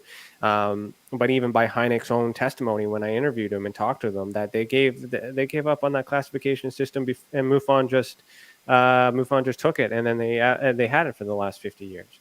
But even then, it was too simple for what was really going on. And then there just became marketing and used all that other stuff. So even by his own testimony, he doesn't use it. So, yes, by repackaging it and doing that, so it makes sense. So I can explain to the UFO people that this paranormal data could help you. And I can explain to the paranormal people how this UFO data could help you. Because we have, I like the shadow figure experience is a good example. You're alone, you're in your bed, you're sleeping. So there's different states of consciousness. You could be awake or sleeping. Like, it doesn't Yes. matter. Just because you're sleeping doesn't mean it's a dream. It's just, this is a different level of comfortability before this happens. And you don't need to study all these things. You just got to look at the events. So the fact is you're alone, you're vulnerable, you're in a safe place. And then all of a sudden there's something else in this room with you. So whether that's a ghost, an apparition, or a shadow figure, an extraterrestrial, reptilian, whatever you want to classify it as, there's still somebody, even a human being, Men in Black, you know, there is someone in your room while you're sleeping and you're vulnerable and religious you're perspective, it's a demon. and you're home alone. Yeah. That is what I'm interested in. I want to know, did you lock your doors? How did they get into your house? Doesn't matter what it is. You call it whatever you want. Somebody's in your house. Okay, somebody's in your mind. Okay, are you on any medications? It's okay if you are. Just need to know. Okay, well, you know what? Thank you for divulging that to me. According to this study, that your medication has nothing to do with that experience. So don't worry about it. Like you can also rule that out. Oh, sure, you were drinking that night. Okay, that's great, but you didn't have that much to drink that it would intoxicate you in order to think that. You ate that day. You did all these other things. How much do you weigh? You can figure all that out. But with MUFON's way of thinking, and for me, the ufology way of thinking is like, oh, you drank, get out of here. Oh, you're on medication, you're crazy, schizophrenic. No, I've had experience that in the paranormal world. I did have to give up on the investigation because I couldn't hold that the client would stay sober for the investigation. But I had that's a little different. Psychokinetic activity I witnessed during the interview. Okay. But the client was a heavy drinker. One of the clients in the family group, and and a lot of it was coming from it. The investigators were ready to write it off, like, oh, nothing's happened. I'm like, no, we witnessed psychokinetic apported rose petals. I mean, there's stuff going on. Right. One of the worst apparitions I've ever seen from investigation. I had to walk out was a person there who was not supposed to be there, but was there, who was completely plastered, and we had a full body in-light apparition walk through the room. There's a tie to alcohol. I'm not recommending that for your spiritual experiences, people. It's always negative. But there are things that do happen, so you do need to look further in that situation. When you brought that up, I've had two experiences. I'm not going to be able to tell you what you saw. You know what you saw. I cannot convince you otherwise. But what I can do is be like, okay, there's enough things that has happened in this event that I believe, without a doubt, that you experienced something. So I'm going to connect you with another person that experienced something similar, and I want you to talk to each other, and then I want you guys both to talk to me. Now, and then that's how you use witnesses. Just because you have multiple witnesses on the sighting, when some of them don't even see it, that doesn't mean anything. You could have 10 witnesses for an event, that doesn't matter unless you have 10 photos. So there's the MUFON does not understand the process of evidence. They understand media. It's a media production company. It's so. Yep. May I ask a question? Of course. Have you seen the articles that have come out recently where they've actually been doing some brain scans on different people who have had different UFO experiences and things like that, and finding similarities between markings on their brain?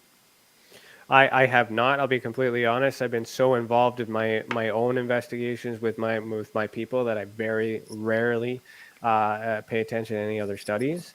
That's interesting to me, though. So that's measured. That like this data that can be used. So what did it say? What was common? Do we have anything to use? I have to look it back up again. Well, okay.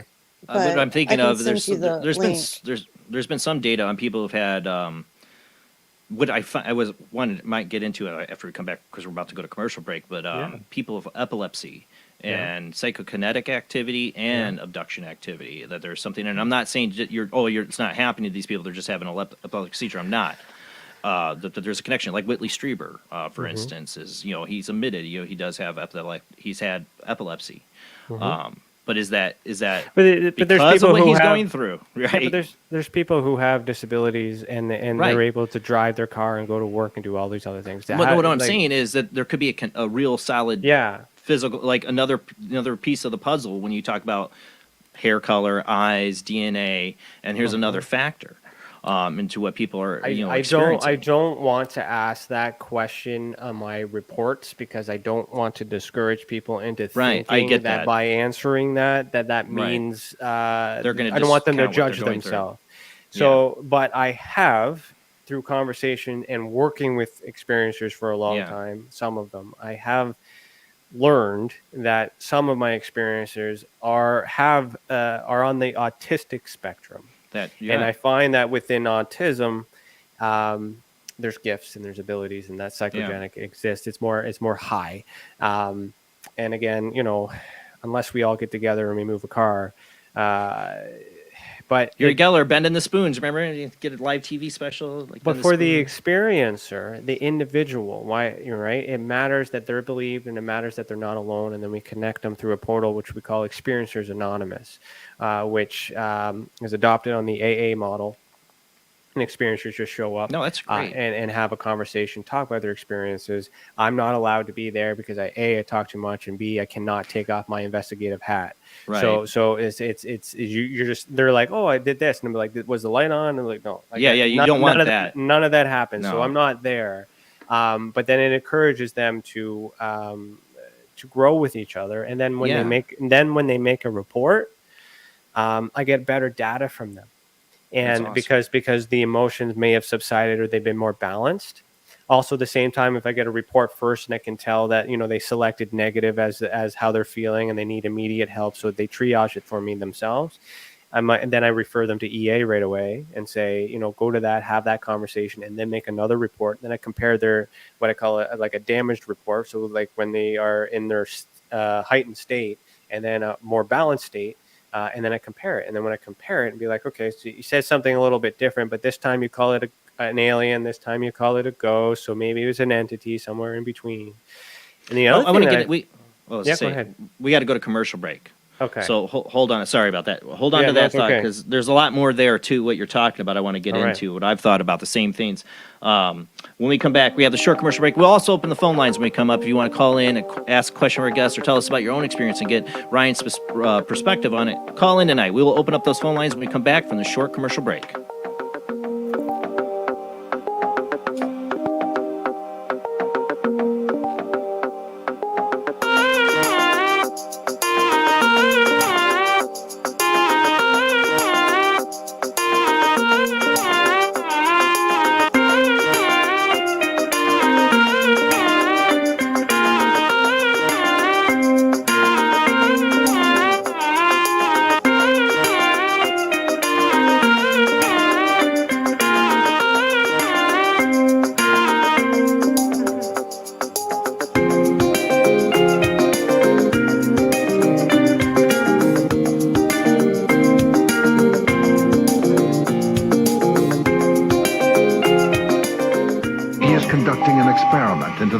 Effects of sensory deprivation and hallucinatory drugs. The subject of the experiment is himself, and the experiment is out of control. Ken Russell's Altered States, a film that must not be missed, is in the West End now. Altered States, Certificate X. Do you wish for more paranormal and spiritual content? The Paranormal Chronicles magazine is a free digital magazine crammed with the very best in paranormal and spiritual articles and features. No sign-up, no subscription, just free reading and knowledge for you. Read today at www.paranormalchronicles.com/magazine.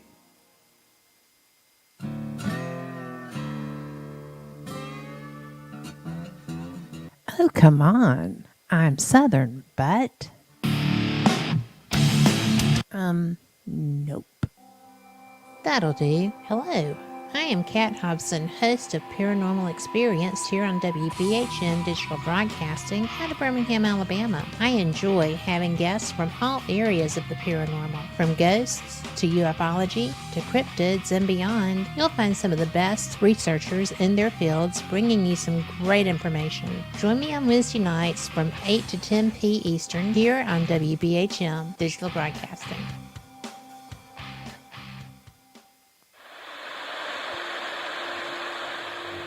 Join us every Wednesday night at midnight Eastern Standard Time for Weird Wednesday, the live stream, with your hosts, Jamie, the Living Dead Girl, and Rob, the Phantom, where we'll talk about all things paranormal, including zodiac, astrology, tarot card and oracle card readings, live ghost boxing and spirit communication, where we'll do voices from beyond the cold case files.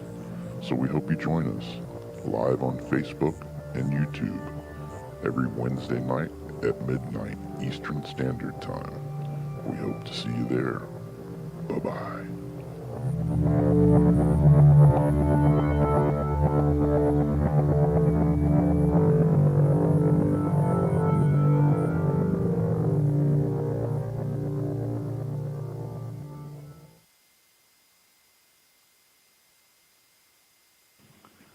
Paranation Magazine is a new paranormal magazine based out of Denver, Colorado.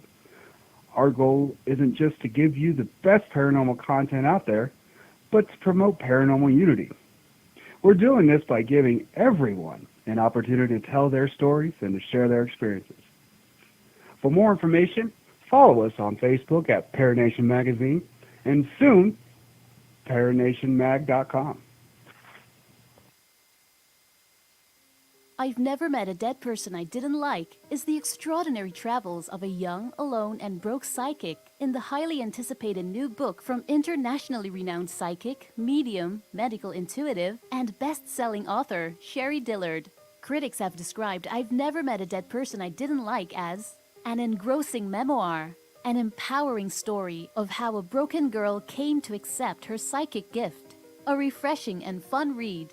I've Never Met a Dead Person I Didn't Like is available through Amazon, Kindle, Barnes & Noble, and wherever books are sold.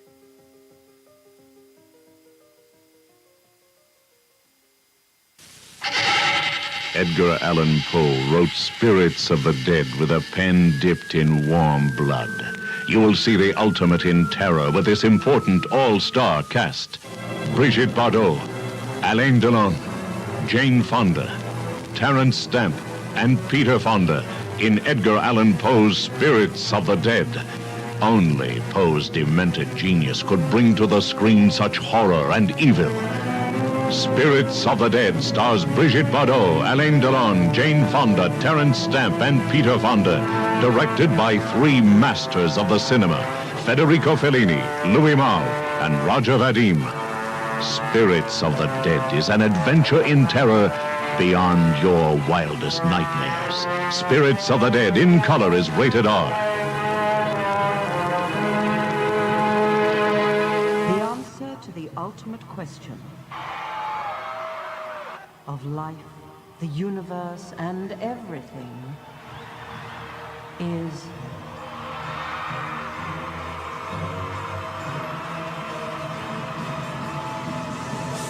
42.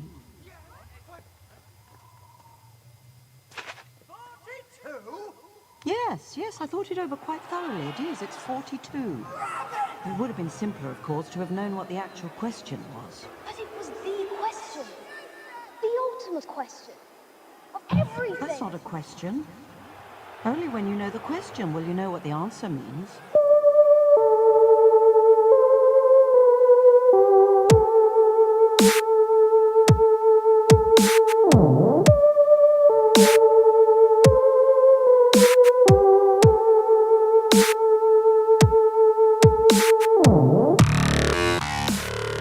You're listening to Paranormal Soup, bringing you the weird every Sunday night. Call into the show and join the discussion. The call-in lines are 219-230-4444 or 260-225-9419 or by Skype caller ID OOJBland00 or JBland Paranormal Soup. And now to your host, Jason Bland. Tonight's guest is Ryan Stacey. He's a private investigator, founder of Blacklight Investigative and Surveillance Services, and TESA, the Experiencer Support Association. Like I say, he's a very soupy guest. We're getting a lot of different topics tonight. Call in, join the conversation tonight. Phone lines are open. Of course, if you can't get on the lines because somebody else is holding on, if I hang up on you, it's because somebody else is online. If you call in and start saying stuff, I think you're that creeper caller from last week, I'm going to hang up on you. Just so you know, if I hang up on you by accident, you're not the creeper caller, I apologize in advance, but that's what I plan to do if that guy calls back in. But tonight, our guest is Ryan Stacey. We got a lot to get to, so let's get right back into it.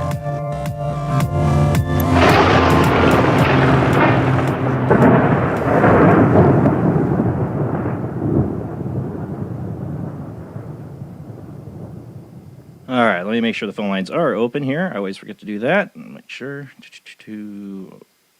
Now they are. All right. I got to add Ryan back in. Hold on. There we go. So what you were getting into, sorry, I didn't mean to cut you off for the commercial break. It's okay. I need to be cut off. So do you remember, or did I totally make you lose your thought on what you were going to get into? And that's my fault, not yours. Probably. I was on a roll. I know. I can tie everything and link everything in. We still got an hour and a half to go, and I think I covered everything. Other than, well, where do you want to go with it? Because I can kind of. Well, I'm talking about the methods, but then there's also there's the experiencer element, and then there's still how other people can help contribute to the data as well and the research and all those other things. There's so many things. So where do you want to go? Up to you. Well, I mean, looking at the similarities of experiences, that's what I'm really interested in your method, because I had Barry Taff on the show. You know, he was a parapsychologist out of Barry. Yeah. And he had the entity case, the Jackie Hernandez case. These are what parapsychologists, psychokinetic activity that generally comes from a person. But I've always looked at these cases, and at the same time, I've had alien abductees on this show. I'm friends with them, and there's a lot of similarities, between what somebody in the woman in the entity case's experiences, what Jackie Hernandez experiences. Yeah, they look at a perspective of haunting to psychokinetic activity from a person compared to somebody who's being abducted by aliens. But there's stuff a lot of abductees don't want to talk about because it goes outside what the general thought of the abduction experiences that get kind of paranormal and psychokinetic activity. And then we get into the whole realm of what you talk about, people developing psychic ability. Mm-hmm. It's you can't investigate one and not investigate the other. Right. And that was the challenge I always had with MUFON. It just said if just because they don't have a picture doesn't mean they're not able to see it. Well, we can't measure that. We can't do that. Well, you send them to the experiencer research team, the ERT, and I was just like, well, that was just another survey on its own with Edgar Mitchell and Free and all that other stuff, which is just a subsidiary of MUFON. It's no different. And that failed as soon as Edgar Mitchell passed away. Like, it was in its prime when he created it. TESA's in its prime because I created it. When I die, it'll probably go to crap. But not go to crap right away, of course. But so MUFON was great. MUFON was great when it was started. The Midwest, even as the Midwest group, and then APRO, I think before that, like the inception of it, in its prime was great. And then over time, it became a cash cow. Well, it became a cash cow, an easy money, easy way to manipulate, and no one defending the people. So, I mean, I've been called the people's investigator, the people's person in this. I don't necessarily identify that. I want to tone my ego down a little bit, but I live that. I heard that once, and I'm like, you know what? That makes sense. Is because I'm right down at that level, that first level. I'm not going to go to Mars. I'm not going to go to the moon. I'm not going to get an invitation to the secret base when everything goes to crap. I'm going to be left behind, and so is everybody else. And if we're going to be left behind, why not develop superpowers so that way we can at least protect ourselves and things like that too. So that's just kind of the way that it makes all sense. Are we evolved humans? When you measure everything together, you start to understand how all these conspiracies are connected, and where the fact and the truth in all of them are, and where each of these camps get misinformation and get confused, and then you can and once you start to put pieces all together, everything starts to make sense, because there's pieces in every single part of these conspiracies that also tether True. A Yes. lot of people will bat their eye, or sorry, lose their mind if you question the shape of the Earth. Okay, so within that conspiracy of its own, there is a lot of circumstantial events that they use as what they call evidence to justify their opinion of what shape the Earth is. A UFO person would agree that NASA lies.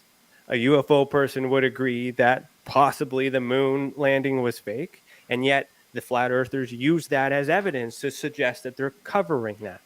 So even in the communities with that one is so far out there, and a lot of people get mad about it. And when I dive into that and start to investigate, but talk to the people, they are very, very intelligent. And it doesn't necessarily mean that the Earth is flat, but Right. there are parts within that conspiracy that make sense, that can help with the overlap in ufology, such as perspective. So, as an example, the flat Earth map, the Gleason's map, that is a polar projection. So what that actually is a view from the top, which means it could be a flat Earth, or it could also be a globe. It's just the perspective from the top. So the misconception is the word, the label, and the movement, but the movement itself is all about lies. Forget the shape of the Earth; it doesn't matter. They're more passionate about Things the don't fact add up. that things don't add up, and when they do the math and do all the things don't add up, and they think that that's what they think is the reason for it. But if you talk to them about aliens and you talk to them about ghosts, they have an answer for that too, and that makes more sense than what we're getting.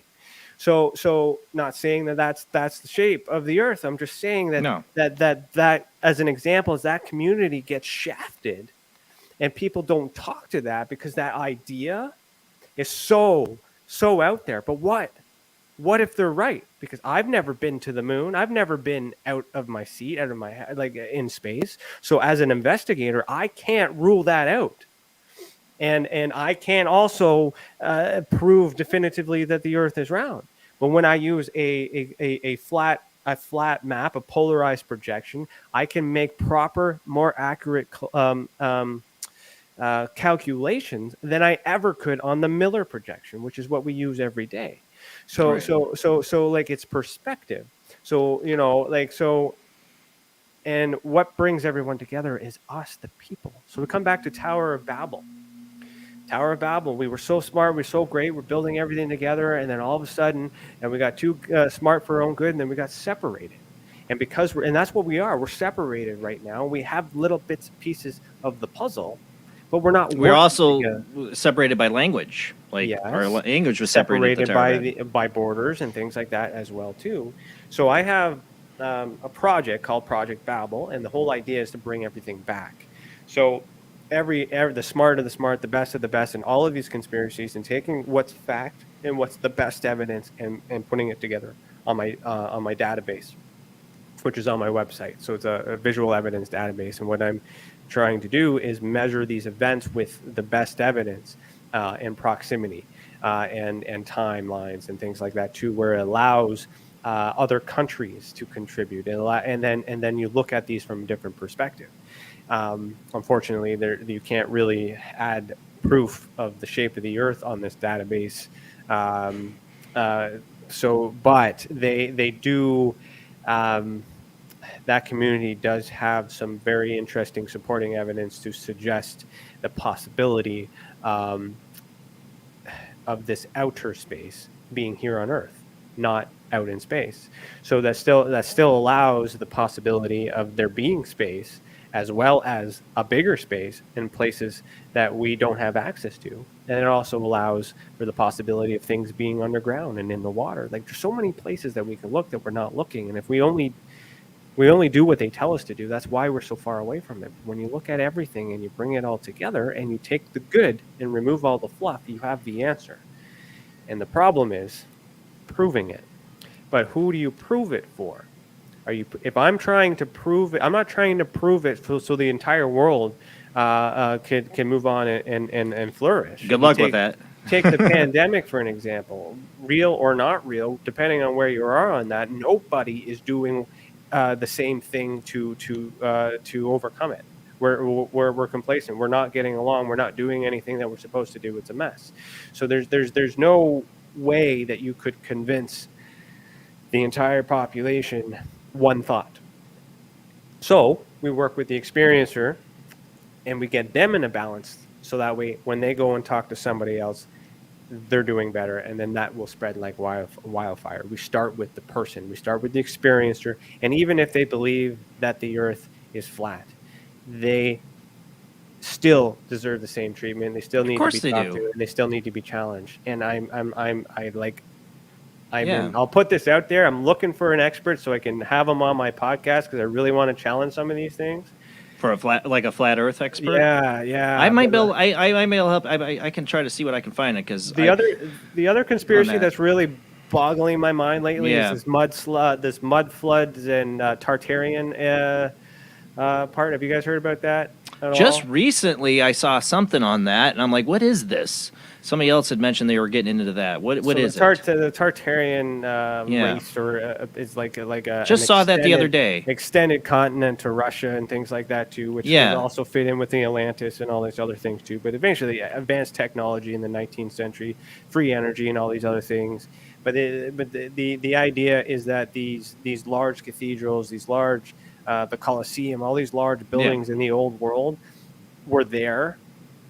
And then all of a sudden we became a part of it, and we just all of a sudden were released or allowed to roam it, and we. So it was all like some of the oldest stuff in the world was there before us, right? I've heard that theory, and because we didn't build them, that makes sense to why the archways are so large. Giants, things like that. It all makes sense. Now, recently here in Canada, the Parliament building in Ottawa had to do some they had to fix the weeping wall or something around that, and when they dug, they discovered 4 floors under Earth. Oh, wow. And they didn't know that there's no entrance from the inside. Nobody allegedly, all these other things. So even aliens, ghosts, that doesn't matter. How do you not know that the Capitol building has 4 levels under the ground? And then so the evidence of the mudslide and all that other stuff, all of that other thing. So did they build on top of it, coincidentally in the same spot? And then I look at my hometown and all these other things, and I'm seeing doors in the ground, and I'm like, what the hell? So there's evidence of a rebuild, and so that kind of thing is kind of all around. So with that stuff too, the conspiracy theorists with the pandemic and things like that, like all that's got to be true too, because it's all about the government. That's the constant. So we can't trust the government, but is there, I'll ask this question to the 3 of you, is there anything that you would trust the government with? Because you have to trust them with something. Could you not?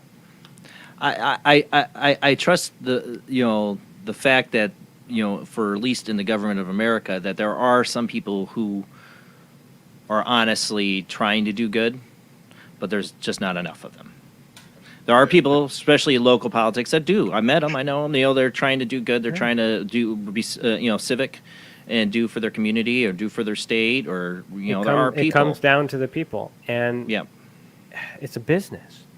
I have my own company. I have 2 companies, and I have staff, and for me to change the start time of a shift by a half an hour requires 3 memos and 5 days and all this other stuff just to make sure that they're not late, or for a change in the schedule. And then all of a sudden you need to get a message to almost 8 billion people in the whole world. That's a big business. And then so at the end, so whatever's happening with this, if it's planned, if it's not, combination or whatever, it's completely out of control. Somebody on the high end has already calculated the loss and is just waiting for it to end, because the decision has already made. So and the same thing with ufology. Everything's already been decided and all these other things. If we talk about we come back to the mental downloads or the visitations, that's evidence that government, extraterrestrials, paranormal activity, all of these are able to access your mind. So if they have the ability to do so, which means they have the ramifications would be huge. They have the freedom to do it whenever they want, however they want, as many times as they want. So why do I need the government to tell me that that exists when it's already happening, when the capability is already there, it's present? So unless the government is behind it, and that's the secret, is they don't want to know, they don't want us to know that they're the ones that are doing it. And then you look at everything else that's happening in place. You got to watch the whole world. The whole world. The whole world. You know, you got you in the States, you turn your Air Force into a Space Force, you turn everything else. You're getting all set up to tell us that aliens exist. I hear you. Perhaps. But is that because you already know there exists, or before we figure it out, or before we see it on our own? Or are you desensitizing for some reason. control? They just, the point is they need to get up. They need to get a valid reason for them to be above us. And then guess what? When they're above us and they're trying to, attack the world, the best advantage point, the best map you could ever use is the flat Earth map, because you can see everything from above and you can calculate everything from above. It's perspective. And so it's all connected. And that's every single piece of all these conspiracies. We just get split up and we get so mad with each other. But if we work together, right? That's why I figured it all out. I've connected all the dots. It makes all sense. But I got to bring everybody together so everyone can do this together and rise. Almost got to create a peaceful protest, if you will, to say, hey, we're ready. Let's do this. Well, one of the things I think is important. Well, what I think is important, like with and we got Zach on the waiting on the phone line. We'll get you in just a second, Zach. With TESA, is that you bring people together that have had similar experiences to talk without you there. Let them talk together. Because I mean, for me, one of the first experiences I ever had was 5 years old with my cousin seeing a green floating head flying through the room at us. Later on, I become a paranormal investigator. And I had a college extracurricular class on investigation, and the teacher had us out afterwards, all the class, for drinks, and we're just sitting there all telling our stories, and he goes and stops. And I know I've told this story before, but he goes, everybody stop a second, because I just heard Jason talk about a green floating head, but 2 minutes ago I just heard down on at the other end of the table another person talk about a green floating head. We both compared notes. We're both Irish. She saw it over her father's head. There's just things like I would have never had, unless he had said stop, gotten that to know there's somebody else that's seen something very much like what I saw, and we compare notes, and we both led to us to know that she had a huge amount of high Irish tradition on her side, so did I, and there might be a connection to that. These are data sets you put together that make more sense when they are together. We're going to get to a phone call here. We got Zach on the line. How you doing tonight, Zach? I'm doing pretty good, brother, and I promise you, I am not that creepy caller. you're just the other creepy caller, right? I was just joking. Hey, thanks for calling in, Zach. I don't know why all the trolls keep using my name whenever they call in. Did they? We never had a Hank call in, never had an Otto. They have to use my name. So, yeah, come up with something original, guys. Come on. All right, bud. Let's forget about them. What do you got tonight? All right, I got one question, and I'll share one of my experiences. Okay. See what Ryan has to say about that. Hey, Ryan, very nice to meet you, sir. How are you doing this evening? I'm good, thank you. Thanks for popping in. I'm gonna make some notes since you tipped me off that there's a skill testing question. I'm gonna make some notes. All right. So with the recent current events that have happened, how have you had to readjust really your investigative skills or techniques in regards to the recent current events with the pandemic and everything else? How have you changed? Or even have you seen a spike really in cases since it first started? This is a good question, and it requires me throwing a lot of people under the bus. I have not been affected, and the reason why I haven't been affected is because I know how to use the people. So, and what I mean by that is, I'll compare MUFON. MUFON is not doing anything because the ability to make money it has been taken away from them, and the symposium and all that other stuff and membership and drive. That's the only thing that they need to do, and that shows an example. When an experiencer reports to me, I'll give you an example, and they take a picture of a nighttime thing. I get all that data, and I say to you, hey, I give them direction. What better person to help me with an investigation than the experiencer? So, if I need daytime photos, I don't need to drive to that location. I don't need to go to Europe to see the backyard. Right. The person's in the backyard. If I know that I need to see the backyard, I'll give them instructions and say, I need you to stand where you were standing on that day, take a photo exactly the same place that you were standing in the day so I can see what's there and what's normal. They follow that instruction. I have my data. Okay, great. Do you have any of this in the house? Perfect. You do? Okay, can you take a picture of the serial number? I get the serial number. I do a run on it. I get the stats. I get the pictures. I get everything I need. If you know how to follow a lead, if you know how to trace stuff, you don't have to go anywhere.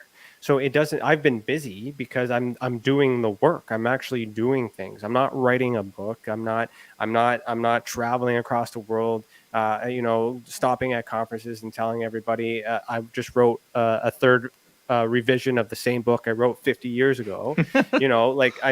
So it has not affected my ability because I know how to use the people, as I said at the beginning there, and the people cooperate with me and they learn. And if it happens to be like, say, a lens flare or a light refraction, which is common, by using the experiencer, having them go through that experience or that investigation process with them, it's easier for them to accept. Oh, yeah, no kidding. That it's a lens flare instead of me just saying, hey, it's a lens flare. Even though I've seen 1,000 of them and I know and I can look at it, I still got to show my work and I still got to walk them through it. No. But then when I say it's a lens flare, they'll agree. And then guess what? The next time they report, it's not the first report that matters. It's the second report, because the next time they report, they're not going to report that again, because they know that that's a lens flare, and they know that the little light that's chasing the other light is a light on their cell phone. They know that now. So they won't report that again, and then I get better data. So by teaching the experiencer how to get what I need, because a lot of them give me crap. They don't give me anything that's good. So I teach them on what I need, and then I get better. So long story short, I am not affected.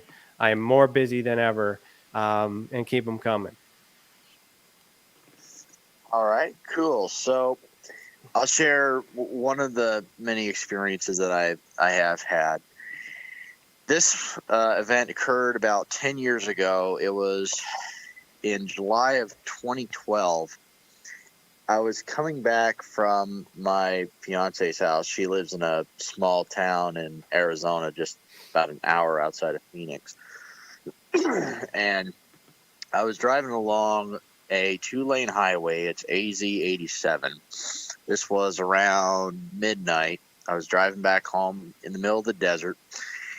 And as I'm driving along, I take a look at some hills that are just south of me, and there's a radio tower that is on one of those hills. Well, on the radio tower, I see I can only describe them as like two spheres, but they were absolutely pure light. One sphere was on the south side of the tower, and the other one was on the north side of the tower. And as I'm driving on the highway and getting a better look at these, suddenly the two spheres there, they changed colors on me. The one on the south side turned orange, and then the other one turned a shade of white, but it had a blue tint in it. What was the original color before they turned? You said they changed color. What was the original color? The original color was just pure white. That's all it were. Okay. And I stared at these for about 3 to 5 seconds. The orange object just disappeared. That's all I can really describe it. It was there 1 minute, and then it just vanished. Then the one on the north side right there, the one that had the bluish tint, it stayed there for another 2 seconds, and then it too just vanished like that. And so that was... Go ahead. Well, you were moving the entire time, though. You were driving, right? That's correct. Yes. I was going about 65 miles an hour. Okay. So the first thing that comes to my mind is it's possible that while you were driving and you were looking, that the perspective changed, and then perhaps they were hidden behind something else, and you weren't able to see that while you're in movement. Doesn't mean you didn't see it, but there could have been something blocking it because your perspective changed while you were driving. It's midnight, it's nighttime, it's hard to see and things like that. So like I said, I would go back to that place, take a photo or look at it in the daytime. But I mean, if they were just there at that time, You might not be able to capture it later on. You could draw what you saw and things like that as well to kind of give a size comparison to the radio tower. But the tricky part is you were in movement, you were moving, which changes your perspective because you're in motion, right? So if you go back to that tower in the day and you don't see anything that could resemble these lights or these orbs, then something may have been there at that time. Now with the orange and the blue and those colors, those are characteristics. I know, like this is a report that I've done. This orange orb is common. This is a Canadian case that I've investigated for the Canadian government. Yeah.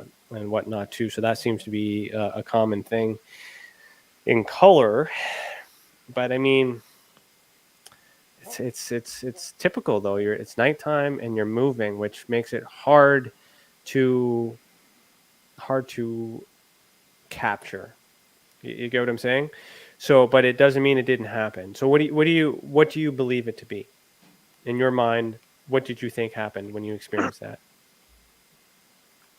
It was something really that I couldn't even explain. I don't know if it's extraterrestrial or interdimensional or government experiment, whatever it might be. I'm not entirely sure. I just know that it was two different objects that I couldn't even explain, and they stood out to me because I've been passing by that particular highway. I've been going down that highway for many years now, and I've seen that radio tower numerous times. Even when I'm driving That's what home, I was going to ask. Yeah. Yeah. So then you already know that those objects aren't supposed to be there. Right. Yeah. So exactly. the other issue, the other hard part is because it's dark time. You can't see. You don't know. We don't have distance. We don't know if that light might have been big, but is it close to you or is it further back? You get a date and a time. Then I might be able to check air traffic and see if there was something going on. I can proximity that and check to see if there was anything nearby. If there's any bases nearby, I could do a Freedom of Information request to see if there's any information on that. So there's a lot of missing information.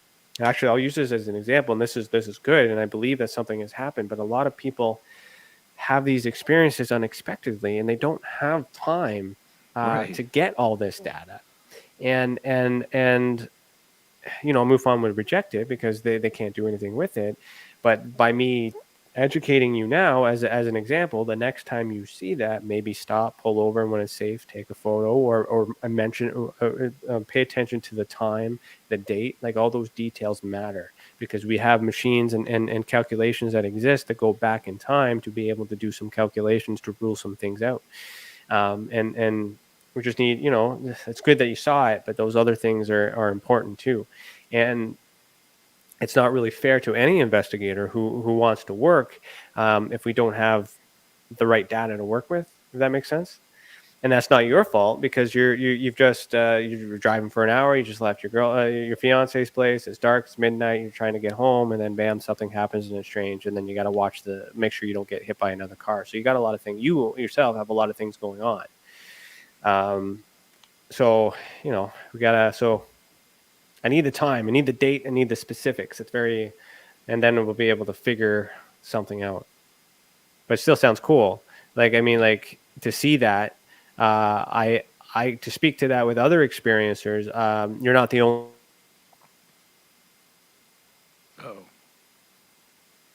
Oh, hope we didn't lose him. There he is. Okay.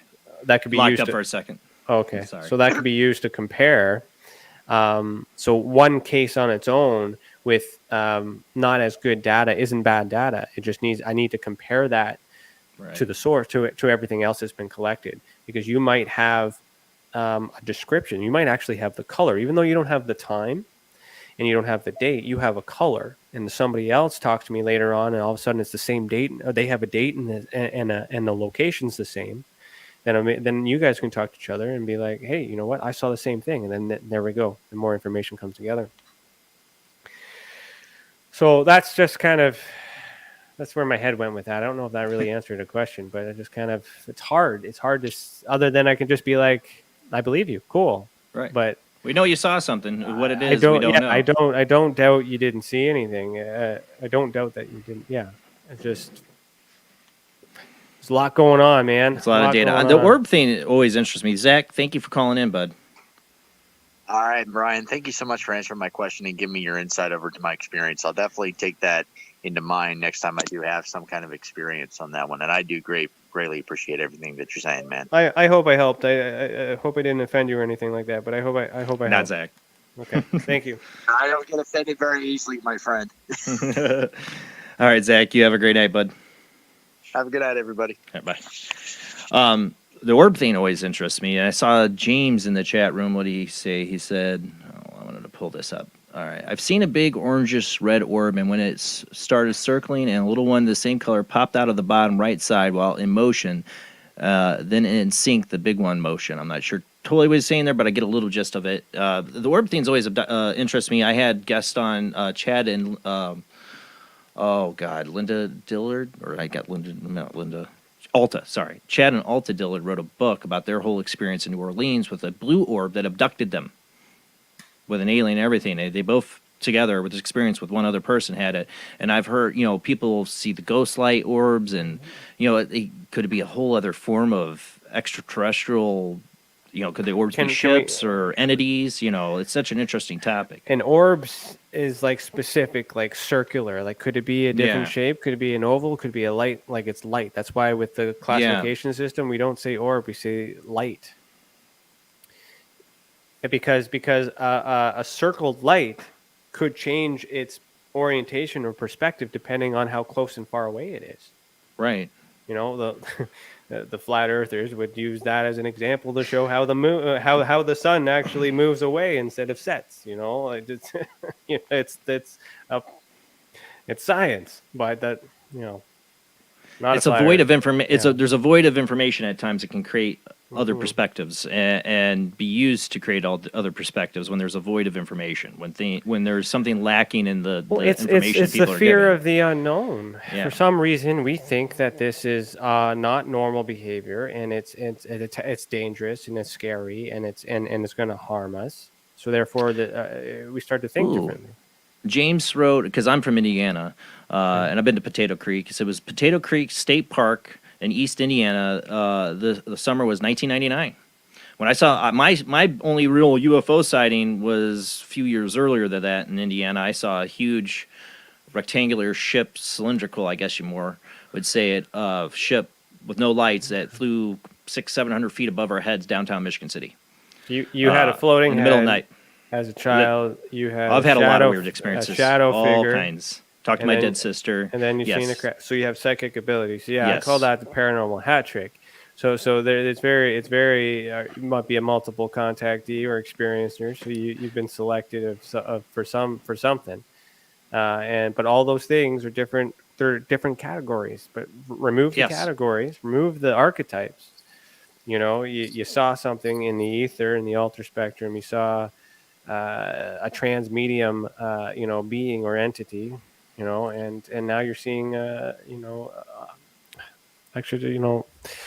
very sophisticated. I've thought about this all the time. Exactly why I don't like to quantify things. So why you though? Why you and not me? The question I've always been asking. When I was 4 or 5, I started getting what I thought were like visitors, the shadows on my walls that only I could see, my parents couldn't see, but I also had full body apparitions that looked like family members.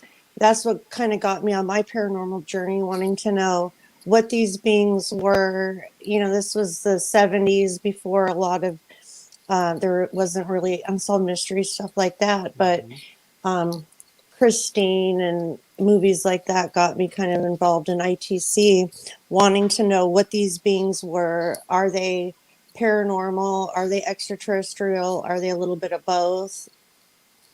Or are they something else? Yeah. But the interesting question you're asking is, why her? Why me? Because there's tons of people going through their everyday experience and aren't experiencing anything like this. So let's just say me for an example, or sorry, what's your name in the corner that hasn't said anything this whole show? Rob, the quiet one. Rob, the quiet guy. Okay, so and say Rob. Too. Rob, he's a big time experiencer.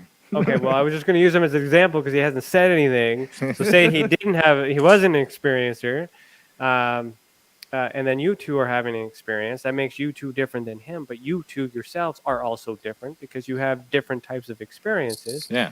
Visually, one's a male and one's a female, right? I could be wrong with you. I'm just making a joke. Just making a joke. You know, Don't genderize her. Yeah, no.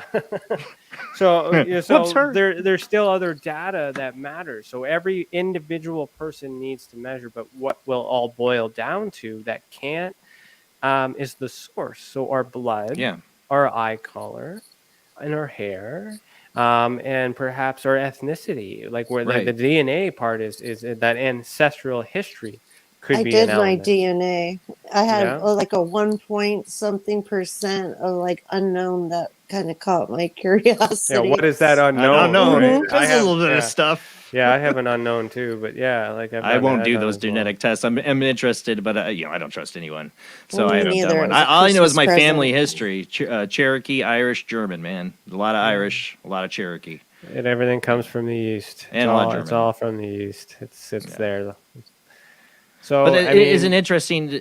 But I like your perspective. What you're trying to get at, though, is that well, what I was we going to are come back people, to is the people, the constant, and what we could, I guess, believe or accept is that there is another place. You are both in this example able to see that space or evidence of something existing in that space. So something exists. How do we get there? We can meditate. We can sleep. We can do a séance to bring stuff from there to here. But I mean, to go there, it's no different. But where is there? Are we so remote viewing and or even when you're channeling? Okay, do you know for a fact that you're not channeling at the same time that somebody else is channeling, and you just picked up your neighbor's thoughts instead of extraterrestrial or paranormal or ghosts? We always assume that it's an angel and things like that and divine, but what if somebody else is doing the same thing somewhere else and you just tuned into that like a radio? I meditate a lot, and sometimes when I get certain feelings, I always have to stop and ask myself, because I'm also an empath, but I have to ask myself, wait, is this my feeling I'm feeling? Am I picking this feeling up from maybe somebody nearby me? Where is this coming from? And what I'm trying to get at, and for everyone who's listening to this, is we don't spend nearly as much time investigating ourselves. We think automatically it must be something else because that's what we've been told. And if we start looking within, so without, as above, so below, all that stuff, start looking within that one thing that's missing, you'll have the answers. And for you as the experiencer, if you can accept that you're gifted, that you have this experience, you're this person, that you have that ability, pass it on, use it for good, do stuff with it. Don't hide it. Don't develop it. You know? That's if you can remote view the documents that we're waiting for the government to release. Tell us what I think some people have tried, actually. I don't know that well. Use it, Well, as above, so below is my screensaver, by the way. Yeah. Well, nice. That's the title of Barry Tapp's book, is As Above, So Below, because he talks about the paranormal psychological perspective, having the psychokinetic activity, but then also brings in what are we dealing with here on the extraterrestrial UFO level and how these are connected. And that's something, I think people, like you said, categorize these things by their perspective and what they are, but there's so many similarities and things that connect these all. One of the things is people, some people have, like you said, most people, I was saying, go through their life, they don't have the same perspective. They haven't had the experience I've had, what I've seen, the weirdness of my life. They haven't had it. So I get why they just, don't believe me, or they don't believe you, or they don't believe anybody else. But because they haven't don't, had they that don't, perspective. they don't need to. You need to believe in yourself. You need to be, that's right. To believe it, and then move on. And then when you acknowledge someone else who might be struggling, then you help them. That's what TESA is. That's TESA. That's on what its I love own, about without it. being part of the organization. Everyone is TESA. Anyone who does anything for the good for the people to help them accept or move on, even if you're wrong, you're not keeping it aside. You give them opportunity to be heard and to be validated when we can't prove it. And you can't disprove it either. So instead of hating, instead of fighting for it, just living with it.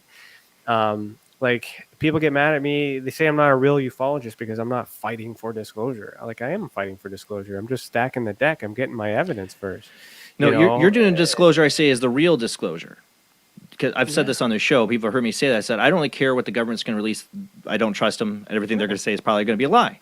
What I think is true disclosure is everybody in this group, everybody out there telling their experience. That's disclosure, is us. That's the real disclosure movement, is people feeling more comfortable to come out about their own experiences. And confirmation is all bringing it all together, and that's good for us. But we still have this thing where we think we need to be at the top. We need to be on TV in order to get your message heard.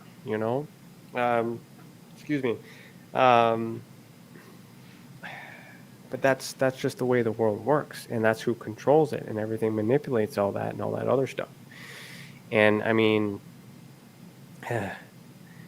there's other levels. There's deep dive things. There's people responsible. You get into controllers. You get into all these other things. The way that I surface on that is the why. I try to ask the why. So if the government is hiding extraterrestrial technology or the existence of species, my question is why? Especially when there's evidence that there's a lot of us who are making contact with it, whether they can hide it or not. So why hide it from us if we know it exists? Unless they're responsible.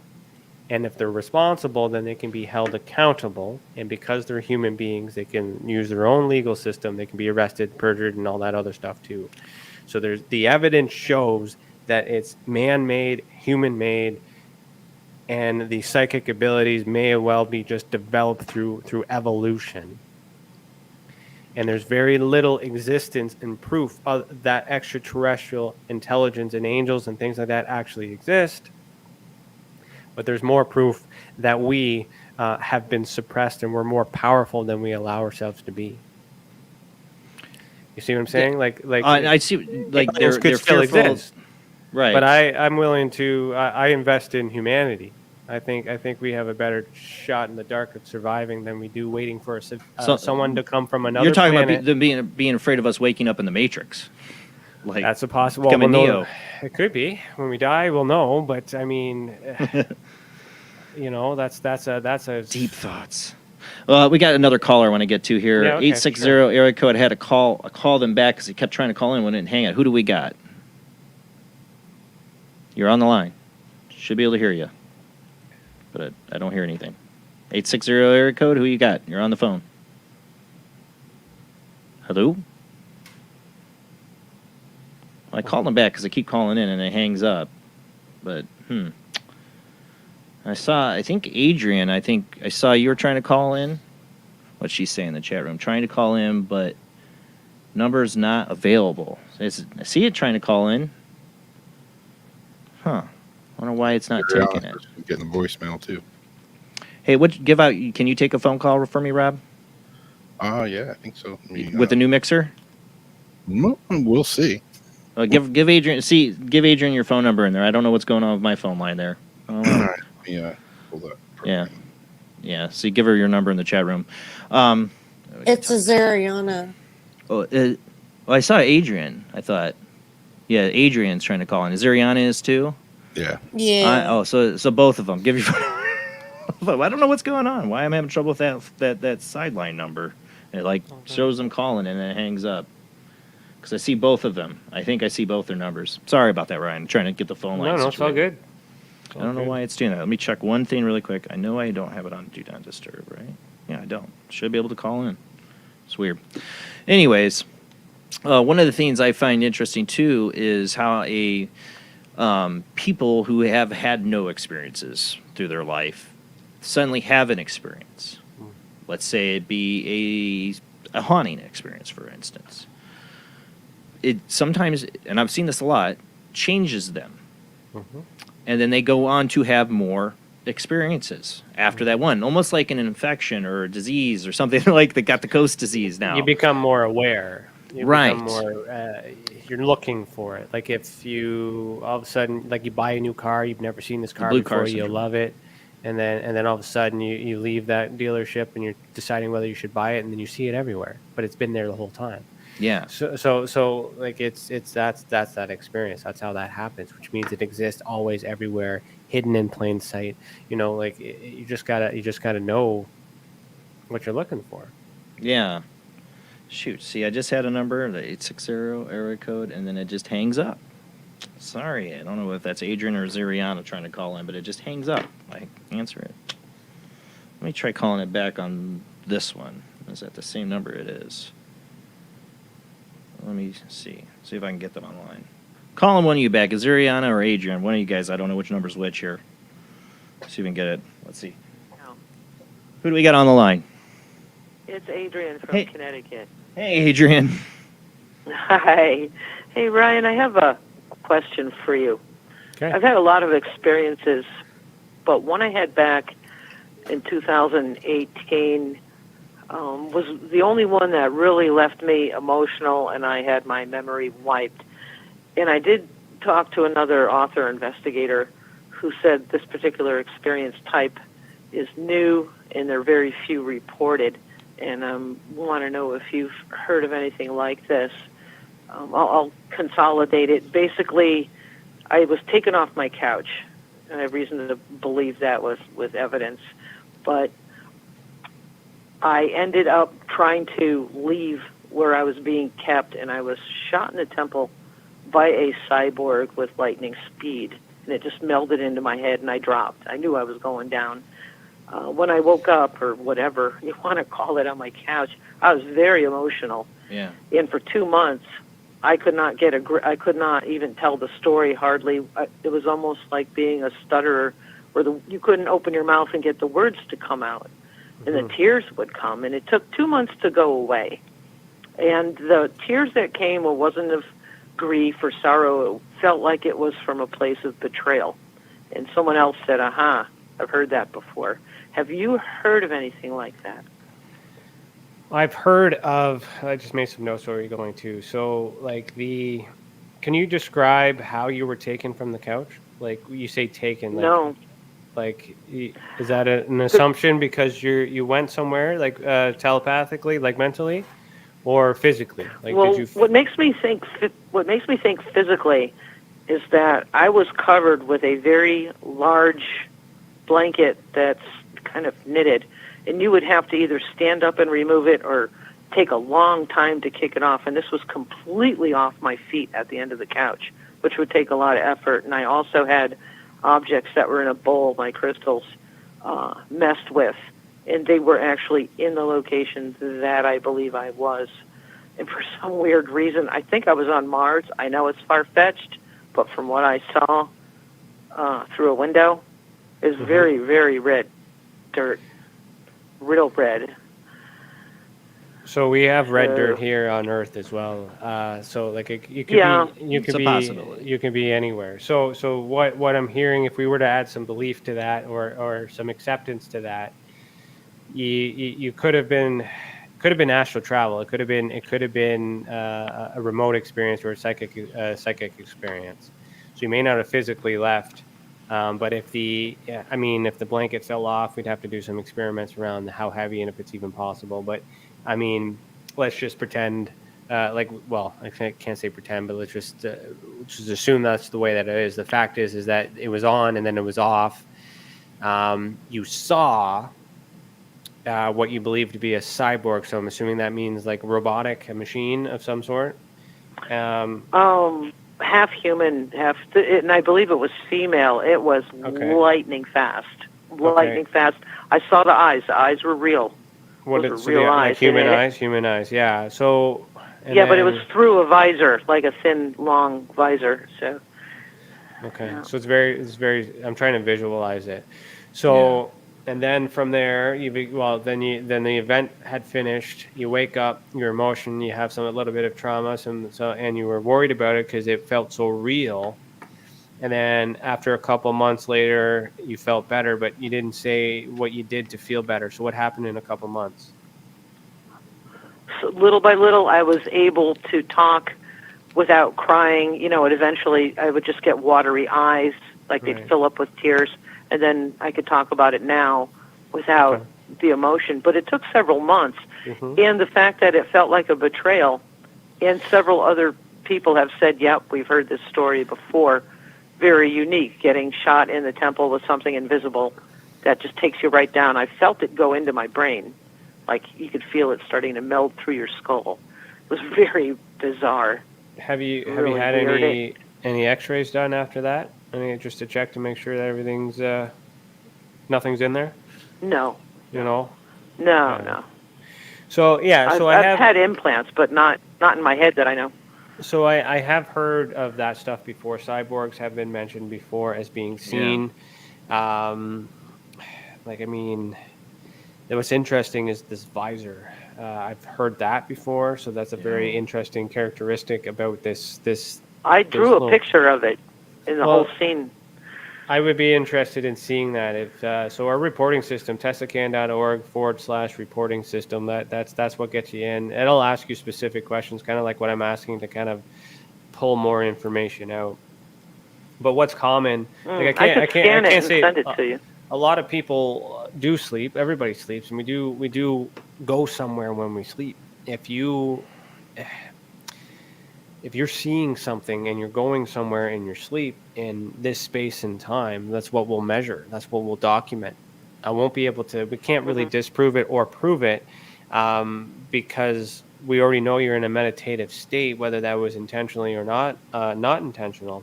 Where your brain goes or where your mind goes, there's a lot of explanations onto what that could be. But that specific cyborg, that red dirt, so that may not be able to confirm that that's Mars unless we do a soil sample, which you can't obtain from the sleep. But the red dirt is a common characteristic that could be entered into the database and measured. So like I haven't experienced that, so I can't compare that to myself. I just know. I'm just trying to look for the commons. So the sleeping is common. Going somewhere out of body or out of world is common. Mars or red dirt is a common assumption of where we're going. It's quite possible that we might have even could have gone to the Grand Canyon or anywhere, something like that has some red soil or any red stuff like that as well. I mean, we don't know where we're going. It could be here on Earth. All right. One more fact. Yeah, go ahead. The sky was an acrid pale yellow, almost like the most washed out yellowy peach color you could think of. That's another detail. It was not an Earth sky. It was a weird looking sky. I've done some research on sunsets around, I think Venus has a yellow sky. And Mars has a pink sky at sunset. So like that's just assuming, that's if there are planets like out there. Almost like a washed out peach color, like a yellowy, peachy, weird color. Yeah.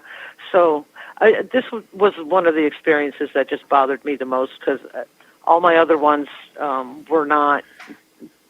didn't emotionally affect me. Well, they were intentional. I've had quite a few. They were more intentional than this one. They can be more intentional, but it's still something to compare because I'll let you know what we also do with the data. So if you make a report, if I could take the time to explain the reporting process, so that could help you too. So www.tesacan.org/reporting system.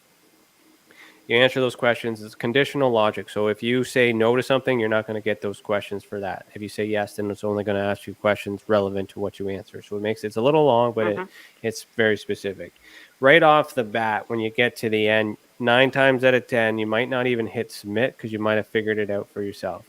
In this case, I highly doubt you'll be able to solve it on your own with this one. So you'll probably more than likely end up submitting it. So once you submit it, it'll go to my email directly. It doesn't get stored on a database like MUFON does. It goes to me directly. I'll speak to admin. Admin will email you to confirm that we have it, give you a copy of it. So you have a copy. So right off the bat, you've just journaled it. You digitized your event as it happened, when it happened, all these other things. So that way, and it's written.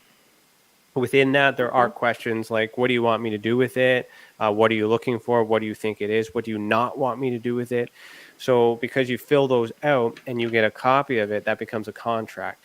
So if you say, I don't want you, when we ask the question, are you okay with us sharing this sharing a visual of this to help others, blah, blah, blah, and you say no, and then you see it later on, then you have a contract in which to use as an example as proof that we breached that. Something that MUFON doesn't do as well, because they just take it and they steal it. Well, my point is to share, because that's important. Because I've been helped by comparing my other experiences and going, aha. Yeah. No, and I appreciate that. So I'm just explaining the whole process for everyone that's listening to, just using that as an example. So by you sharing, MUFON will ask you to submit your evidence with the report, which you won't get a response for. You do not send me any drawings or any evidence through that reporting system. It forces me to ask you for it, which means I have to respond to you, and then I have to communicate to you on the best way to hand over that evidence. Because if you have forensic evidence, you're not going to mail that to me. I'm going to tell you how to package that and send that to a local lab. You're not going to send that across the world. It'll be contaminated. So then once that's all done and we start working on the case together and we close it, at the very end of it, you'll get a report from me. But then I can create, if we have some visuals like you're drawing, I make a recreation video. So I actually have these 1 minute to 2 minute kind of little videos on our YouTube channel that recreate the event that becomes a visual that goes on YouTube. And the whole point of that, and removes the identifiers, is kind of like a most wanted thing. Like, have you seen that? And when I put that out there, I start to get more reports and more people start to report it, not because they've seen it. And when they've seen what you drew and what you saw, and they do all these other things, and more information comes in. Then at the end of the whole year, I put that in a report, and I do. This is for Canada. This is civilian, declassified documents. But basically, I'm writing another report right now where I'll use your data and quantify it, and then compare you to other experiencers. So in that event, at the end, you'll get a number that identifies you as an experiencer. So that's anonymous to you, and I only know that, but you know what your number is. And then when you get a free copy of the book, because you made it to the unknown list, meaning I couldn't figure it out, you can look at your number, and then you'll be able to see other numbers underneath it and compare yourself to other people. So it's a way that I can connect all these experiencers together. So that way, because I may not be able to get your answers right away, but at the end of the year, when I compile all the data and I send all the information out, there might be more data that can help you guys later. Does that make sense? Mm-hmm. So I want to know where I was and why. Yeah, so we can also refer you to a specialist, so regression or Reiki or hypnotherapy, things like that, if it's needed. There might be a way through my line of questioning that I might be able, or my exercises that I use to get that information out without using regression. For me, I prefer to avoid regression at all costs, unless we're at a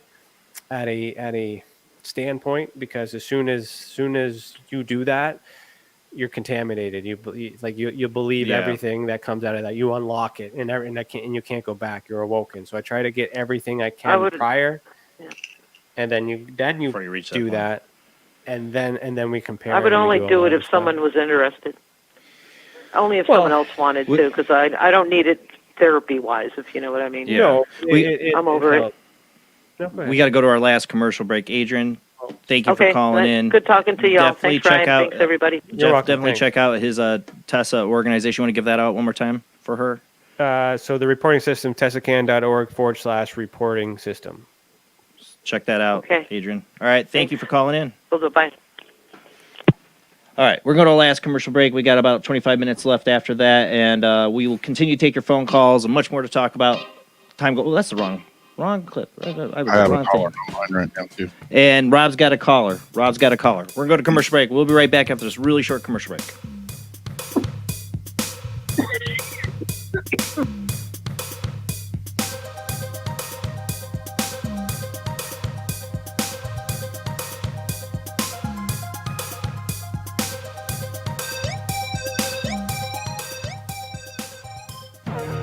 Intercepted the transmission of unknown origin. Transmission? Out here? SOS. Human. Unknown. Alien. Certificate X. Exclusive engagement at the Odeon Leicester Square. now. Any systematized transmission indicating a possible intelligent origin must be investigated. In space, no one can hear you scream.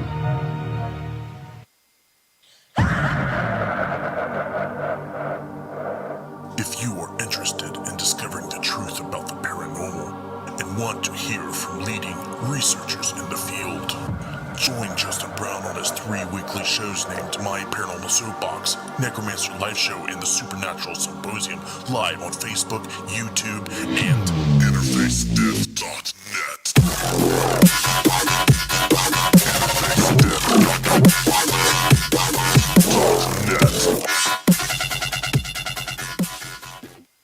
This is an APAC studio presentation. Hi, I'm Barry, owner-operator of Barry's Barometer Barn. Lately, I bet you've been lying awake at night asking yourself, how many barometers do I really need? Well, at Barry's Barometer Barn, we think you need more than one. Otherwise, we're gonna go out of business. Remember, at Barry's Barometer Barn, we don't know the meaning of high-pressure sales. Come on, folks, buy another barometer. I'm trying to put my kids through college, I've got a family to support, and a secret mistress who isn't cheap. Visit Barry's Barometer Barn, 000 Storm Drive. Come on, folks, buy a barometer. I'm Barry's older brother, Larry, and every time one of you people walk past the store without coming in, Barry beats me.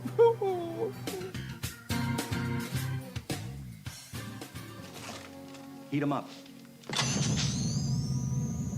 Do, re, he gone.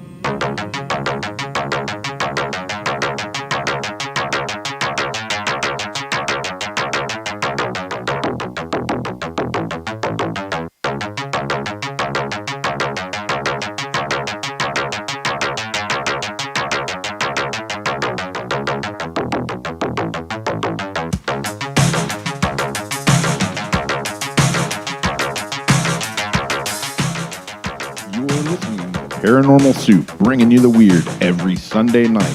Call into the show and join the discussion. The call-in lines are 219-230-4444 or 260-225-9419 or by Skype caller ID OOJBland00 or JBland Paranormal Soup. And now to your host, Jason Bland. Tonight's guest has been Ryan Stacey, private investigator, founder of Blacklight Investigative and the Surveillance Services, and TESA, the Experience Support Association. Loving the calls tonight. We got Adrian and Zach. I got Rob, somebody else on the line right now holding on. I think it's Zariana. Just hang in there. We're going to get to your call here in just a second. But hopefully you can call in. We've had a little trouble with the phone lines. I don't know why. But you can try calling in the normal numbers, or Rob's number is 904-385-3985. You can try calling in on that. But right now he's got somebody online, so let's go ahead and get back to our guest.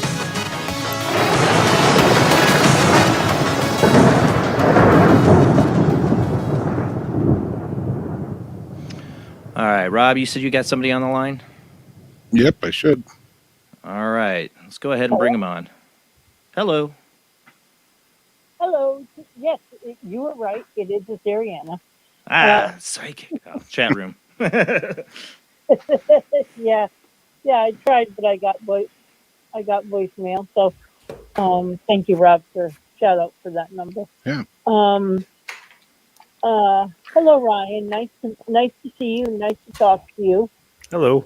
I have a few comments and maybe questions. I'll try to make them quick.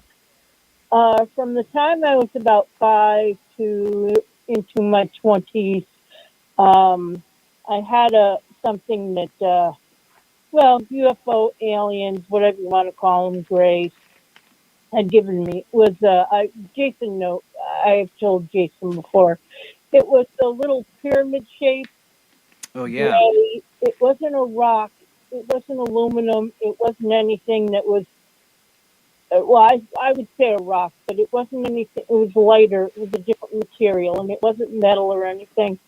And I had that, and I felt that I was always connected to it. And whenever I say the Greys, but whenever they were around, this thing would light up or glow. and in my hand, it would never get hot. It would always be cold. And you could scratch it and it would uh, fix itself. You can never damage it. And so I was, so, and that's how I knew that, or they were tracking me through the years. But they had given me knowledge and various other things. And and you had brought up a point about connecting, um, like with meditation and various other things. Uh, I had heard that before. And when I meditate, sometimes I go to another planet, and I haven't heard any discussion about this planet, whether discovery of it or anything like that. It has two suns and two moons. It's it's I figure it's in the future. No one has discovered it. Maybe it's in a different solar system. I don't know, or a different galaxy or whatever you might call it. But I do go there. I have to travel there. Um, I connect with them still, even though I don't have this little rock anymore. And I was just wondering, it does bring up a point that uh, even though I don't get, quote, abducted anymore, why would they still want that connection with me? And what is, and I always try to figure out uh, um, what it means, or, or, or why they chose me, that kind of thing. Unfortunately, the only person that could answer that is them themselves, because and because the intent, right? That's also very hard. Another thing that's very hard to measure is the intent, unless they communicate with us. We're usually just seeing them, we're feeling them. There's evidence. We don't even know if they acknowledge that we're there unless they're physical, and then at that point, do we have intent? And all that other stuff too. So when I encourage those who have some sort of psychic ability or psychogenic um, enhancement, if you will, um, if you're familiar with it, the experience is happening, take control of it, communicate, ask them the questions. If they should be able to answer. Maybe they don't know that you're paying attention. Maybe they're waiting for you to talk. I mean, you're that's the only way you're going to be able to get that answered for you in terms of what their individual intent is. Now, if you don't get that, if you wanted to think about it, then you're special. You have you have the ability to go somewhere where others can't.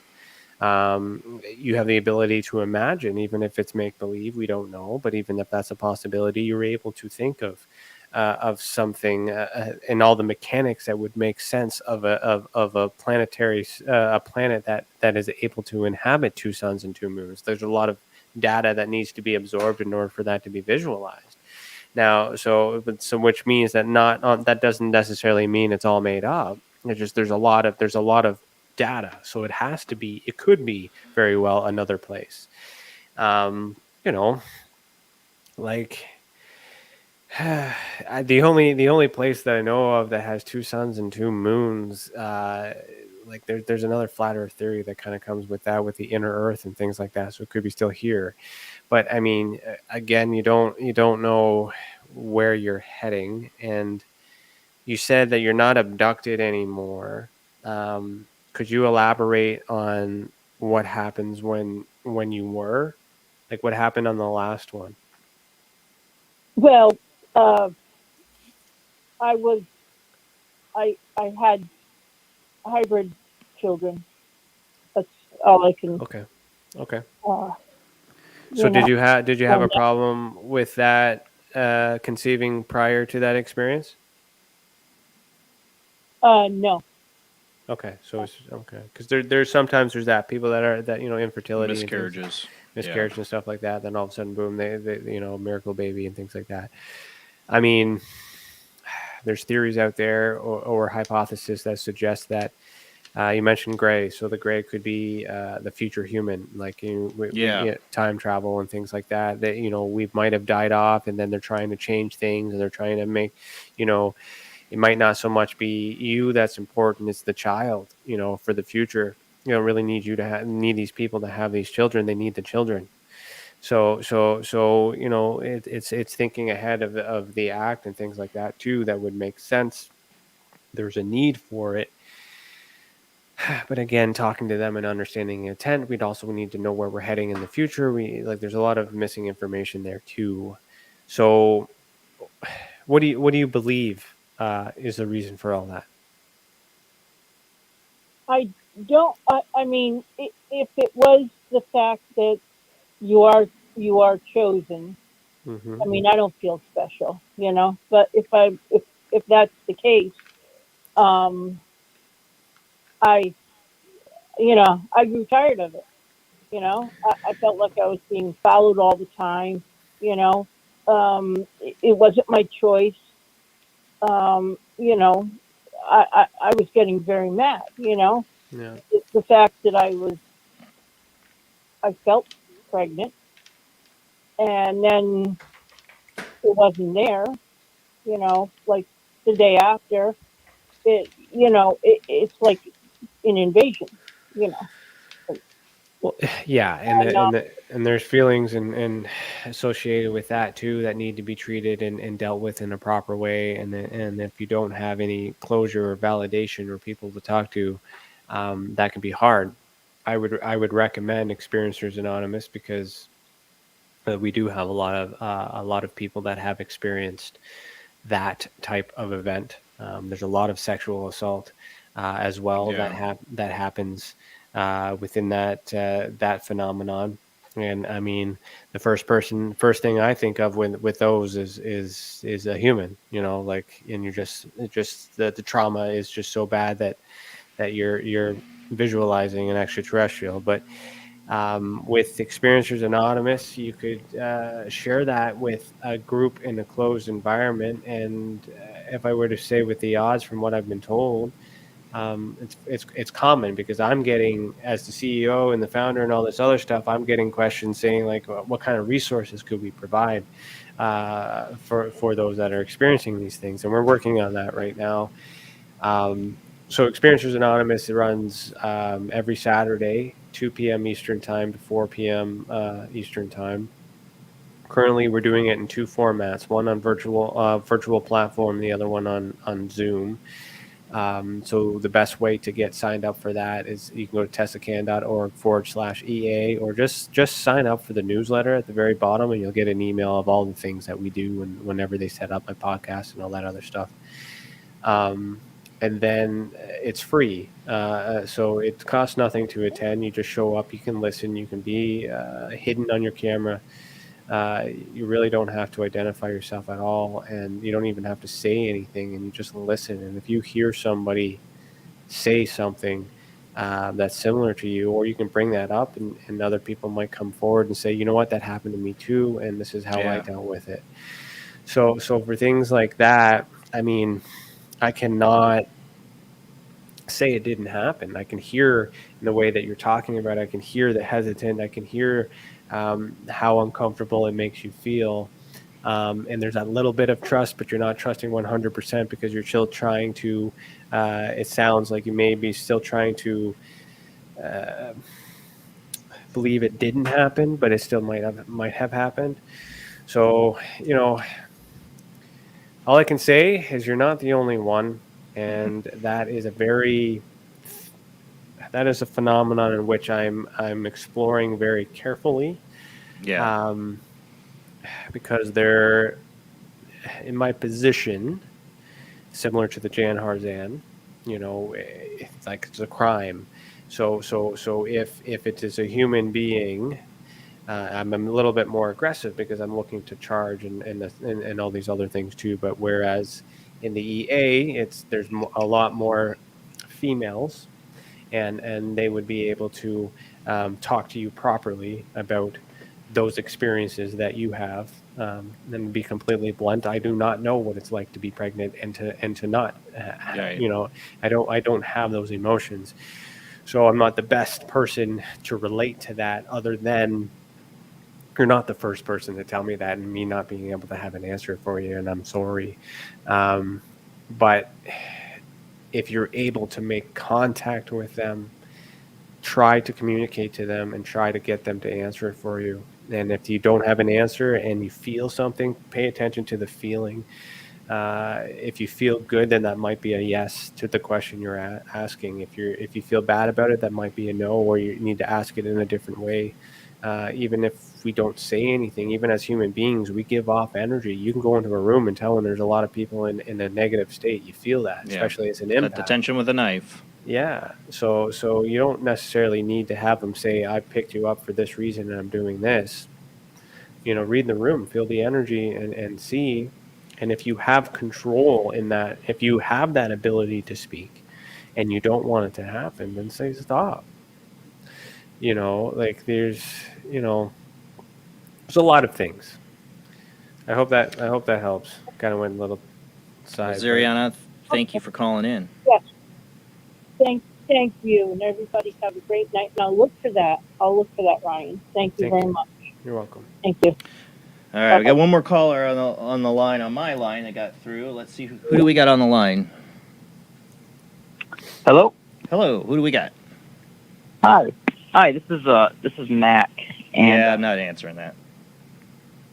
Sorry. If I hung up on you there, whoever Matt was, and you had good intentions, I'm sorry, but you sound like the prank caller from last week, so I'm not going to even waste my time. Made him wait 8 minutes for that, too. His name was Mike last week. Yeah, that sounds like the same guy. But, with her experience, like, if I remember right, Ziriana, too, it's from childhood, and what I've found, like, with talking like Terry Lovelace and Aaron Montgomery, who was an abductee too, is like the way they went through their lives early on, all those things that happened to them as children and into their adult life, is that they would always look away from it, in a sense. Like, these pieces didn't come together till later in their life, because it's like their brain's been wired not to look at it. Even though they're extraordinary experiences, they just don't think about it. They don't look at it. And I had that experience. Even somebody in me that's had all this weirdness and interest in the paranormal, when it came to like the actual maybe abduction experience I went through, I would look away from it. I would not think about it. And it like I said, it took Terry Lovelace's book to kind of awaken that thought in me about, oh, wow, and I didn't even think about all the connections this has to other experiences. Mm-hmm. So that's why I think it's important for people like Ziriana to talk to somebody else that's gone through it, because it could waken up other experiences they never even thought about. Mm-hmm. And then some, you get more data from each other too. The other thing that we haven't really dived into, and I'm surprised we haven't really gotten into it because we had 10 minutes left, but I actually get declassified secret government documents from the Canadian government, if anyone's interested in talking about that. Oh, yeah, we didn't get into that. We didn't really get into that, but I kind of wanted to kind of, like, it's not just experiencer stuff. I am doing disclosure stuff in Canada. So I produced what's called the Canadian Current Event Survey. So this is year 2020. You can get that on Amazon, just Amazon. Type in Ryan Stacey UFO. You'll find it there. If you need it for free, meaning you can't afford it and you really need it, email admin@tesacan.org. Tell us that you need it and why you want it, and then we'll give you a copy. Okay, so it's just, if you do purchase it, proceeds go back to the Experiencer Support Association, and all those other things too. So essentially what this is a full year of me tracking pilot reports from the Canadian, so what is it called? Navigation Canada. Yeah. That they report interesting things. So let me see here if I can show them a picture, since I got a big screen here. So it's a data set, but everything's in there. But I break it all down. I do a bunch of a bunch of graphs and all that other stuff. But essentially, what's in here is I show that the government gives me very little information. So let me see as an example. Could I get the name of the book one more time? I'm pulling the link up for people. Yeah, the Canadian Current Event Survey. I best find it if you just type Ryan Stacey UFO on Amazon, it comes up. I don't know. The name hasn't really caught on yet. But so I'll give you an example. So when they make a report, these pilots, this little blurb right here is what comes up in a report full of thousands of accidents. So such as bird strikes or fuel problems and things like Right. that. But every once in a while, there's something like a UFO or something strange. Right. And all this is basically that little thing in bigger text. That's all I got. Further, so then what I do is I continue to show my work to show that I'm able to identify most of these. And that's trusting the government. And I give context of what these planes are, what it is, and all these other things. But if you go further into that, I get these.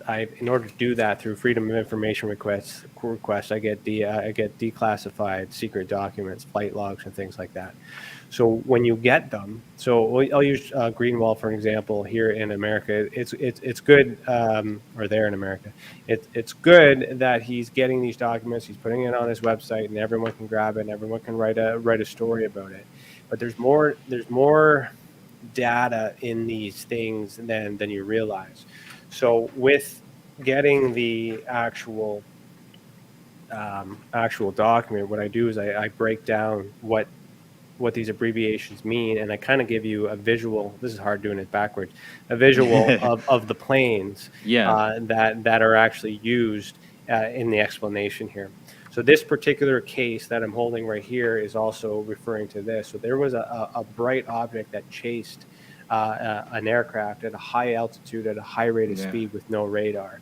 So NORAD had dispatched planes. You just get these numbers and these tail signs and all these other things, but if you actually look it up, so they dispatched these guys. These are the birds that were in the sky to travel, that distance to get there and all that other stuff.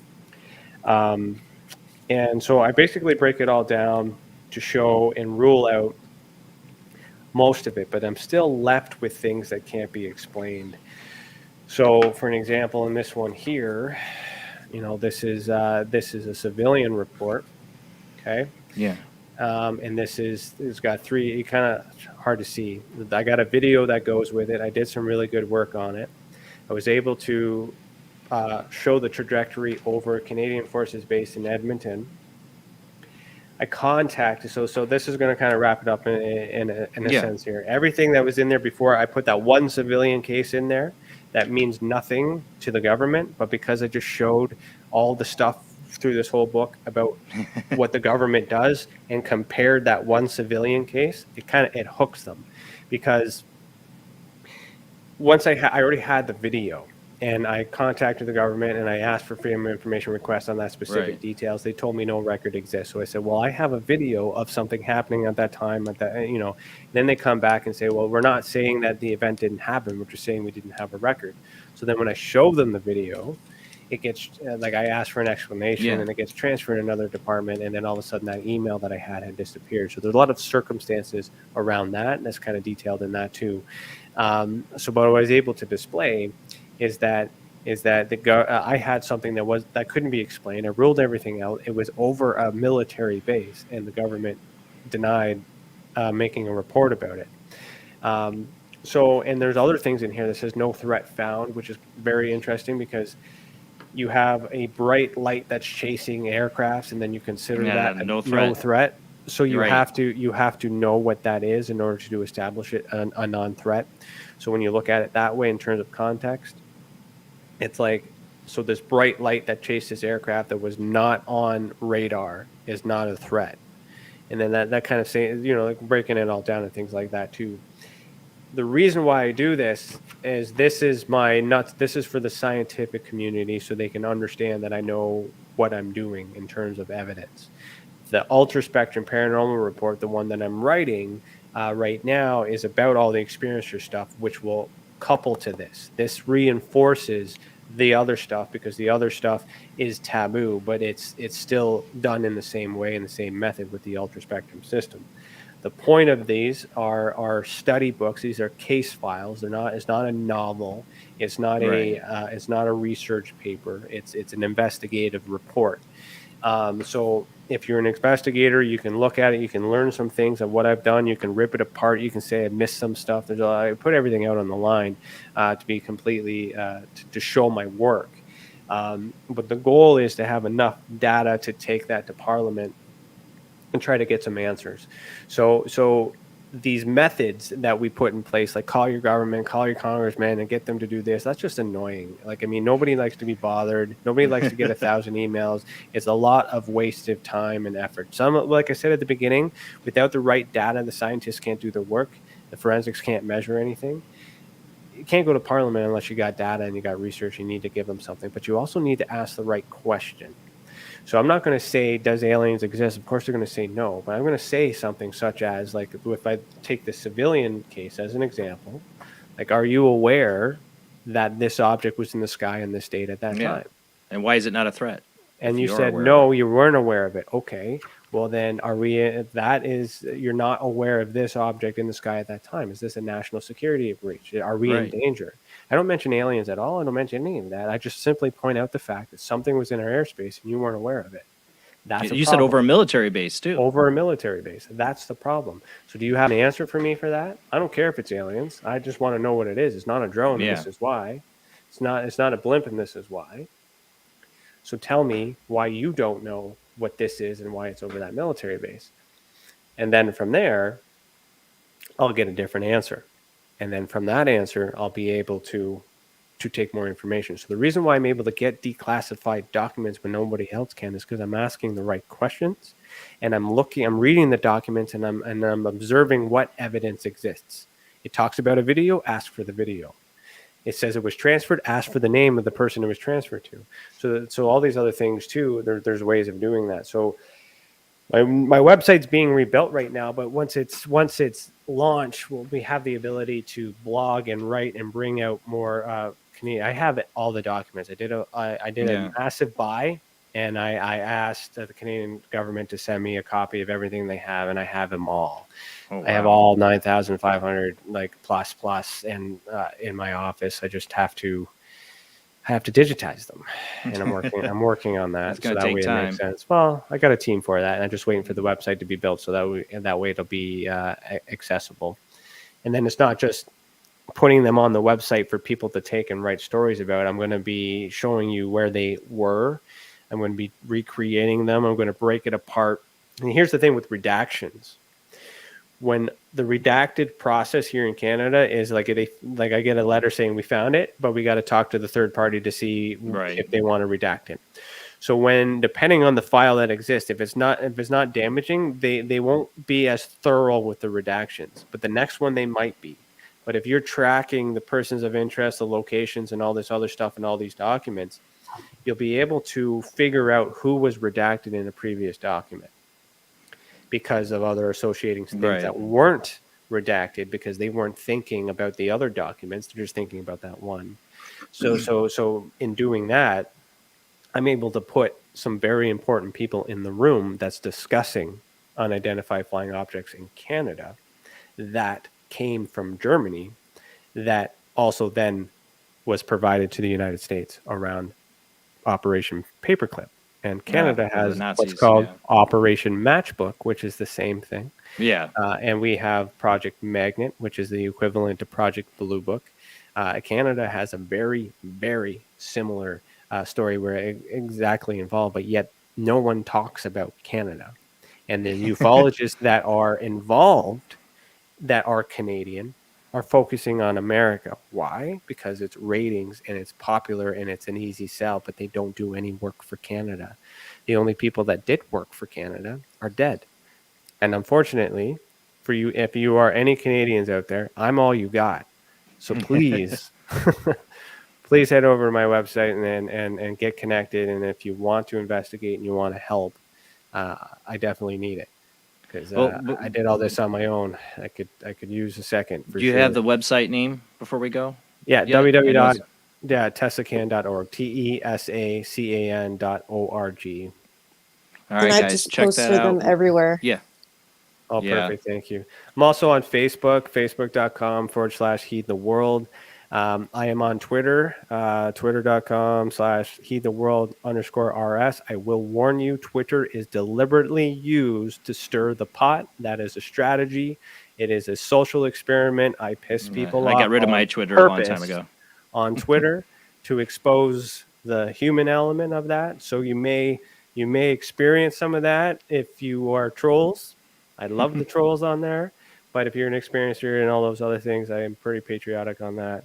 And then other than that, I have a podcast every Thursday called Beyond the Tinfoil Hat. This year's theme is Tartarian and flat Earth conspiracy. But and I also do a new segment which is called Uncharted Case Files, where I'm actually reading this book right now. Part 3 is tomorrow at 12 p.m. Eastern time, where I'll be continuing from page 56, explaining this, so you can still catch up on part 1 and 2. And then I will be actually breaking down the declassified documents I have before I put them on the website and explaining to you what information it has. And I'm hoping that by me digging here in Canada, that I might have answers for you guys in the States. Yeah, you might be a little easier to open doors there you couldn't hear. Mm-hmm. I think I have the answers that you guys need to figure it out. Our government is so full, like they gave it all away. It's just nobody's done anything with it, and now, so now we're doing it. Well, I'd be interested to have you back on to talk more about that. You've been an excellent guest, Ryan. Thank you so much for being on the show. But that is it. We are done. Time goes by fast. We will be back. Yeah, it's bedtime for me. I got to be up in 5 hours. When you have kids. All right, next week, it's R.J. Spina. He's the author of Supercharged Self-Healing, a revolutionary guide to access high-frequency states of consciousness. That'll be next week, same bad time, same bad channel, 11 p.m. to 2 a.m. Eastern, 10 p.m. to 1 a.m. Central, 8 p.m. to 11 p.m. Pacific time. Thanks to everybody who shares out the show. Keep telling people about Paranormal Soup, an open forum and place where we can discuss the weird, the unusual, with no judgments. We can share our experiences and compare notes. Thank you all who have donated on our Patreon account. $2 a month does help the bills. Thank you, Russ, for your donation tonight on our Super Chat. And thank you to everybody who comes every Sunday night. I love you all. See you next week. Have a great night.